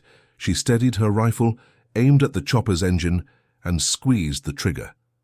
The shot rang out, and the chopper's engine sputtered, smoke billowing from its tail. It jerked sideways, losing altitude fast. The helicopter spiraled out of control and crashed into the desert floor with a deafening explosion. The ground shook under their feet as the fireball rose into the air. "Nice shot," Bishop shouted, clapping her on the back. Emily nodded but didn't smile. "We're not out of this yet." The desert was eerily quiet in the aftermath of the chopper's explosion. The flickering flames from the wreckage were the only signs of life in the vast, barren wasteland. Emily, Bishop, and Mark crouched behind the rocks, their breath heavy, their nerves still on edge. The fireball had been their momentary victory, but they knew better than to think it was over. Devereaux's men might be scattered, but they wouldn't stop hunting until they had taken every last one of them down. "We can't stay here," Bishop said, his voice low and urgent. "They'll come for us, and with the chopper down, they'll have more soldiers on the way." Emily nodded, her mind already working through their next move. The fire from the helicopter had given them a brief reprieve, but it wouldn't last long. They needed to keep moving. "We head east," Emily said, pointing toward a narrow pass that snaked through the rocky hills. "It'll give us cover, and we'll have the high ground. From there, we can find a way to take out the rest of Devereaux's forces." Mark winced, clutching his shoulder where he'd been grazed earlier. "What about Devereaux himself? We can't keep running from him." Emily's eyes narrowed as she looked toward the horizon, the sun beginning to rise in the distance, casting a red glow over the sand. "Devereaux doesn't give up, and I'm done running." Bishop gave a grim nod. "I'm with you. Let's finish this." The trio moved quickly, their steps light but purposeful as they made their way toward the narrow pass. Emily's senses were on high alert. Every creak of a rock, every rustle of the wind felt like a potential threat. She had never been more aware of the dangers around her. The pursuit, it didn't take long for Emily's instincts to prove correct. The sound of engines revving in the distance grew louder, echoing across the desert. The cartel was regrouping. and they were closing in. "Bishop, take the lead," Emily said, her voice sharp. "Mark, cover our rear. I'll keep watch from above." The terrain was rugged, but it provided them with the perfect vantage point. As they climbed higher into the hills, Emily scanned the landscape, her eyes darting from rock to rock, searching for any sign of movement. The high ground gave them an advantage, but it also meant they had fewer places to hide. "Movement," Emily whispered, her finger already on the trigger of her sniper rifle. In the distance, a convoy of cartel vehicles was approaching, kicking up dust as they barreled down the road. It wasn't just a few men. This was an all-out assault. Devereaux had brought the full force of his operation. "We've got company," Emily said, her voice tight with urgency. "They're coming fast. We need to take out their lead vehicle before they reach the pass." Bishop was already moving, positioning himself for the shot. Mark crouched low, his rifle aimed at the convoy, ready to provide cover. The convoy was getting closer. Emily's heart raced as she took a deep breath, focusing on her target. The lead vehicle, a heavily armored truck, was just within range. "Now," Emily muttered, squeezing the trigger. The rifle cracked, and the bullet flew through the air, striking the truck's engine with pinpoint accuracy. The vehicle lurched to the side, its tires screeching as it lost control and crashed into a boulder. The convoy screeched to a halt and chaos erupted. The cartel soldiers scrambled to respond, some dismounting and taking cover behind their vehicles. But Emily wasn't waiting for them to regroup. She fired again, taking out 2 soldiers before they could return fire. "Go, go, go!" Emily shouted. They didn't have time to savor their success. The rest of the convoy was already regrouping, and they were about to be overwhelmed. "Move it!" Bishop yelled, leading the charge as they sprinted toward the pass. Devereaux's hand as Emily, and her team scrambled up the narrow pass. The sound of the convoy behind them was growing louder. They were running out of time. The rocky terrain slowed their pursuers, but it wouldn't be long before Devereaux's men caught up. "We need a plan," Mark said, panting as he kept his eyes on the rear. "We can't outrun them forever." "We won't have to," Emily said, her eyes scanning the pass. It was tight, but it was defensible. "We make our stand here." Bishop glanced around, his eyes hardening. "It's a good place to fight, but we're still outnumbered." "We'll make it work," Emily said, her voice cold with resolve. "We've got the high ground. They've got nowhere to hide. We take out the front, then deal with the rest." But as she spoke, the sound of approaching helicopters made her blood run cold. It wasn't just their convoy. Devereaux was bringing in air support. "We don't have much time," Emily said. "Bishop, you cover the ground. Mark, I need you with me on the ridge." Mark nodded, gripping his rifle tightly. "Let's do it." Emily and Mark scrambled to the higher ground, positioning themselves to get a better shot. Below, Bishop was already taking out the approaching soldiers with brutal efficiency, his rifle spitting fire as he took down the first wave. But it wasn't enough. Devereaux had too many men and the helicopters were closing in. "I'm not going down without a fight," Emily shouted to Mark, her voice filled with fierce determination. Mark looked at her, eyes burning with the same resolve. "Let's end this." The reckoning. The first helicopter came into view, its gunner scanning the ground below. Emily knew they had only one chance to take it down before the situation became impossible. "Now, Mark," she shouted. Mark fired first, hitting the helicopter's engine with a perfect shot. The chopper sputtered, smoke pouring from its tail as it veered wildly to the side. Emily quickly lined up her own shot, aiming for the cockpit. The second shot rang out, and the helicopter exploded in mid-air, sending debris raining down. The victory was short-lived. As the second chopper crashed, a third appeared in the distance. It was too far to hit with their current position. But just as Emily was preparing to fire again, a voice crackled over the radio. "Enough!" Devereaux's voice was sharp, filled with authority. "Pull back. The woman isn't worth this." Emily's pulse quickened. "He's pulling back." "Why?" "He's not done," Mark said, his eyes narrowing. "He's regrouping for a final assault." "I know," Emily said. "We've only got one shot at this. We finish it now." The air was thick with tension, the desert stretching endlessly in every direction. Emily, Bishop, and Mark had been on the move for hours. their adrenaline keeping them going. But their bodies were starting to feel the toll. Their once sleek and powerful team was now weathered and weary, and they knew that Devereaux wasn't about to let them slip away again. This would be their last chance. No more running, no more evading.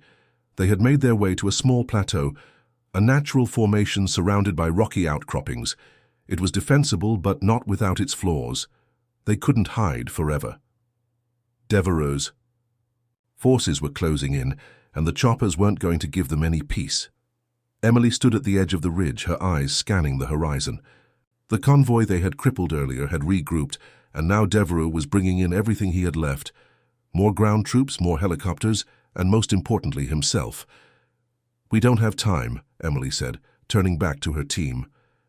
"He's coming for us, and we need to end this now before we get swarmed." Bishop nodded, his face grim. He knew the stakes as well as she did. "How are we doing this?" Emily's gaze hardened. "We take out the lead vehicles, keep the ground troops distracted, and take the choppers out of the sky. Once we have them off our backs, we go after Devereaux himself." Mark grimaced, but nodded. He was a man of few words, but he trusted Emily with his life. They'd been through hell together, and now they would face their final battle. "We hold the line no matter what," Emily continued, her voice steady despite the storm brewing inside her. "If we fall, Devereaux falls with us." The sound of distant engines reached their ears, and Emily didn't waste another second. "Get into position. The assault begins." The first wave of Devereaux's forces was arriving. The sound of heavy tires crunching over the desert earth, the low hum of helicopter blades cutting through the air. It was all a sign of what was to come. Emily took her sniper rifle and moved to the highest point on the plateau, her heart beating like a drum. She could see the convoy approaching, a line of armored trucks and jeeps all bristling with weapons. The helicopters were circling, looking for a clear shot. It was an overwhelming force, but they had the advantage of being on higher ground. "Mark, you're with me," Emily said, her voice sharp. "We take out the lead vehicle first. Once it's down, the rest of the convoy will be disoriented. Bishop, you provide cover fire. Keep them pinned down." Bishop raised an eyebrow. "You got it, just don't make me wait too long, all right?" Emily didn't smile. No promises. The battle heats up. The convoy was getting closer, the sound of the engines reverberating through the rocks. Emily lined up her shot, her fingers steady on the rifle. Her pulse was steady too. She'd been in this situation before, but that didn't make it any easier. "I'm ready," Mark said, crouched beside her, his rifle aimed at the same target. "Now," Emily said, her voice calm but commanding. Both of them squeezed the triggers at the same time. The lead vehicle exploded in a shower of sparks and metal, sending debris flying into the air. The convoy screeched to a halt, and chaos erupted. The first few seconds were frantic as the cartel soldiers scrambled to regain control. "Move!" Emily shouted. They were already on their feet, running down the ridge toward the convoy. Bishop's fire had already begun, picking off soldiers who tried to take cover behind the wreckage. Mark followed Emily as they made their way toward the next group of soldiers who were closing in from the left. Emily's rifle cracked, and another soldier fell. "Keep pushing," Bishop's voice rang out, cutting through the chaos. "They're not stopping."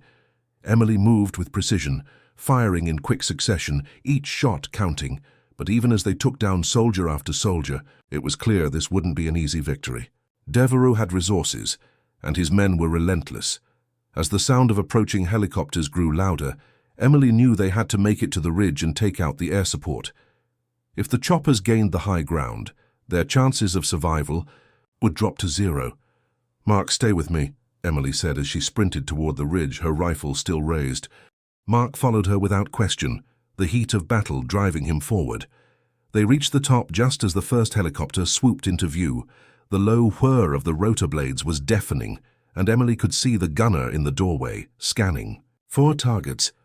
Without hesitation, Emily aimed for the helicopter's engine. Her shot was true, and the helicopter sputtered, veering to the side. It dropped out of the sky with a deafening crash. 1 down, but there was no time to celebrate. The second helicopter was already diving in, its guns aimed at the plateau. "Mark, I need you to take it," Emily yelled, her fingers itching for another shot. Mark didn't need any more encouragement. He raised his rifle and fired. The shot hit the helicopter's rotor, sending it spiraling toward the earth in a fiery explosion. 2 down, but that still left the ground forces. "We're almost there," Emily shouted to Bishop, who was still holding down the enemy soldiers. Below, Devereaux's presence. Just as they were about to push forward, the unmistakable sound of a new vehicle reached their ears. This one wasn't like the others. It was a black SUV, heavily armored, and it was making its way toward them with a purpose. Devereaux was coming. Emily's eyes narrowed. This was it. She could feel the heat of the moment pressing in on her. Devereaux had arrived, and there would be no more running. She couldn't afford any distractions. This was the moment they had all been waiting for. "Bishop, stay sharp," Emily called. "Devereaux is here. It's now or never." Mark glanced at Emily, his expression hardening. "Let's end this." The armored SUV came into view, and Emily could see the silhouette of Devereaux inside, a smug smile playing across his face. "Hold the line," Emily shouted. She was already moving, her rifle aimed at the SUV. She knew this was her chance to end it all. The final showdown. Devereaux's men were closing in. But Emily didn't flinch. She had been in tight spots before. But this was different. This was personal. Devereaux wasn't just some cartel leader. He was a ghost from her past, someone who had haunted her for far too long. As the SUV came closer, Emily squeezed the trigger. The bullet flew through the air and hit the front tire, causing the vehicle to swerve. The momentum sent it crashing into a pile of rocks. Devereaux's men poured out of the SUV, their guns raised. Emily's rifle cracked, taking out 2 men before they could even take cover. But then Devereaux emerged from the wreckage. He was a man of imposing stature, his presence overwhelming. His eyes locked onto Emily's, cold and filled with rage. "Emily!" he spat, his voice dripping with venom. "You think you can end me here?" "I don't think," Emily replied, her voice low and steady. "I know." The silence that followed the crash of Devereaux's armored SUV was almost deafening. The desert air felt thicker now, as if the very earth was holding its breath. Emily and Devereaux locked eyes across the battlefield, the hatred and history between them palpable. There was no more running, no more strategies. This was the moment they had both been building toward. Devereaux stood tall, his posture commanding, even as the dust swirled around him. His men were scattered, taking cover behind rocks and vehicles, but they were no longer the focus. Emily was his target now. "You really think you can stop me, Emily?" Devereaux's voice was cold, his smirk almost mocking. "You've been nothing more than an inconvenience. Your days of inconveniencing people are over," Emily replied, her voice steady but her heart racing. The weight of the moment pressed down on her, but she wasn't backing down. Not this time. With a quick motion, Emily crouched behind a large boulder, her rifle still in hand, her finger on the trigger. She could hear the sounds of movement behind her. Bishop and Mark were preparing to make their move. They knew this wasn't just a fight for survival anymore. This was the final showdown. Devereaux's men opened fire, their bullets tearing into the ground around them. Emily's senses sharpened as she ducked, returning fire with precise, controlled shots. One by one, the cartel soldiers fell, but they kept coming. Devereaux wasn't backing down. His command over his men was clear. He wasn't going to let Emily walk away from this. "Mark, cover the left," Emily barked. "Bishop, take out the stragglers." As they worked together in unison, Emily couldn't help but feel the weight of the situation. This was more than a mission. This was personal. Devereaux had taken everything from her, her career, her trust, and now perhaps her life. But she wouldn't let him win. The desperate last stand. Devereaux's voice crackled through the comms, taunting them. "You think you can defeat me? You're a relic, Emily. The world doesn't need soldiers like you anymore. You're outmatched, outgunned, May." Words stung, but Emily's resolve only hardened. She had faced down too many enemies, too many challenges to let Devereaux's arrogance be her undoing. "Tell me, Devereaux," she called out, her voice carrying across the battlefield, "how's the view from the top of your empire? Because I'm coming for it." A roar of frustration came from Devereaux as he stormed toward the wreckage of his SUV, pulling out an assault rifle. He fired indiscriminately, his anger boiling over. But Emily was ready. She adjusted her position, moving silently to a higher vantage point. Her sniper rifle felt like an extension of herself, each breath calculated, each shot deliberate. Her heart beat steady in her chest, as though it were a metronome counting down to the final moment. Devereaux was coming closer, and Emily knew this was her shot. She couldn't afford to miss. The final face-off Devereaux was in her sights. His rifle was raised, his eyes darting between Emily and her team, but he didn't see her yet. She could hear the sound of his boots crunching on the sand as he moved, every step bringing him closer to his fate. "Take the shot," Mark's voice came over the comms, his tone urgent but confident. He had faith in her.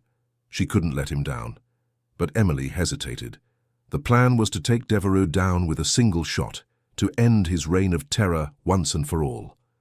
But now, as she looked at him, standing tall, defiant, as if he thought he was untouchable, she wasn't so sure. "Focus, Emily," Bishop's voice cut through her thoughts. "One shot, do it now." She took a deep breath. She couldn't afford to hesitate, not anymore. With a steady hand, she pulled the trigger. The shot rang out, and time seemed to slow. The bullet flew through the air, striking Devereaux square. In the chest, he was thrown backward, his assault rifle slipping from his grip as he crumpled to the ground. For a moment, there was silence. Emily held her breath, waiting for any sign of movement, but Devereaux didn't get up.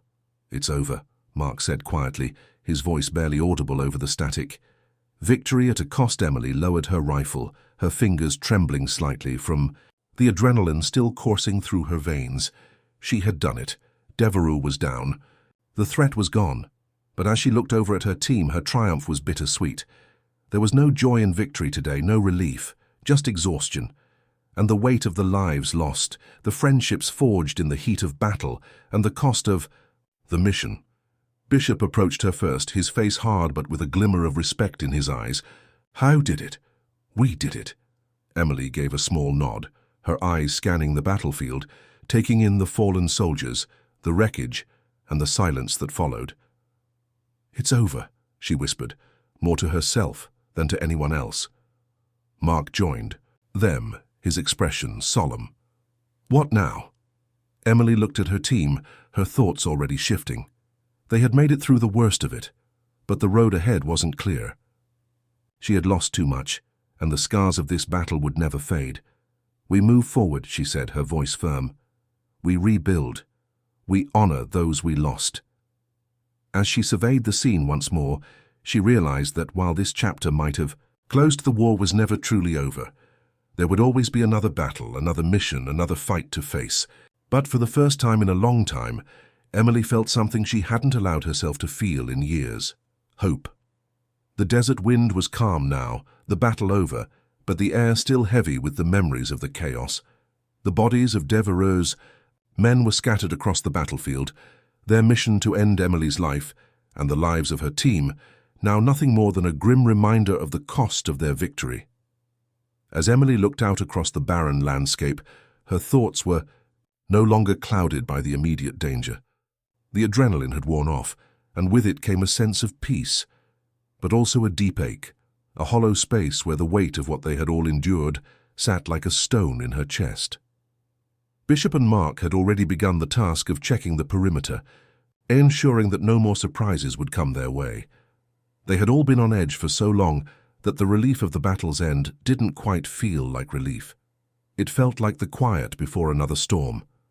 Emily lowered herself onto a large rock, her rifle resting beside her. The setting sun painted the sky in shades of orange and purple, the last of the day's light slipping away as darkness slowly crept in. She let out a slow breath, her thoughts drifting back to everything she had fought for. "Do you think it's really over?" Mark's voice pulled her from her thoughts. He had approached quietly, standing at a distance, his eyes scanning the horizon. Emily looked at him, her face hard but her eyes softening. "I don't know if anything is ever truly over," she replied. "But for now, it is." Mark sat down. Beside her, the weight of their shared experiences settling between them. "It's strange, you know. I thought I'd feel more something. Relief, maybe. But now that it's done, it just feels like empty." Emily nodded, understanding exactly what he meant. I get it. It's hard to know what comes next after everything we've been through. But maybe that's the next part of the journey. We're still alive, and that counts for something. Mark shifted uncomfortably, his mind clearly somewhere else. I'm just glad we made it. I never thought we would. Emily couldn't help but smile at that, even if it was small. We're survivors, Mark. It's what we do. A new beginning, Isekai. Night was quiet, save for the occasional crackling of their makeshift fire. Bishop joined them, sitting down on the opposite side of the fire. He looked exhausted, the fight clearly taking its toll on him too, but there was a calmness in his eyes that hadn't been there before. "How do you feel?" Emily asked him. Bishop let out a long breath. Tired. Tired of running. Tired of fighting. But also kind of hopeful. For the first time in a long time, I feel like there might be a future after all this. Emily regarded him thoughtfully. "You think we're going back to the old world, the way it was?" "No," Bishop said, shaking his head. "We're not going back. None of us can. Too much has happened. But maybe that's not such a bad thing. Maybe we make a new world, with what we've learned, and with the people we've become." Emily nodded slowly. The thought of returning to a normal life seemed impossible. The world they had known before, the world they were trying to protect, had shattered long ago. But Bishop was right. There was no going back. What mattered now was the road ahead. Mark spoke again, quieter this time. "What happens now? What do we do next?"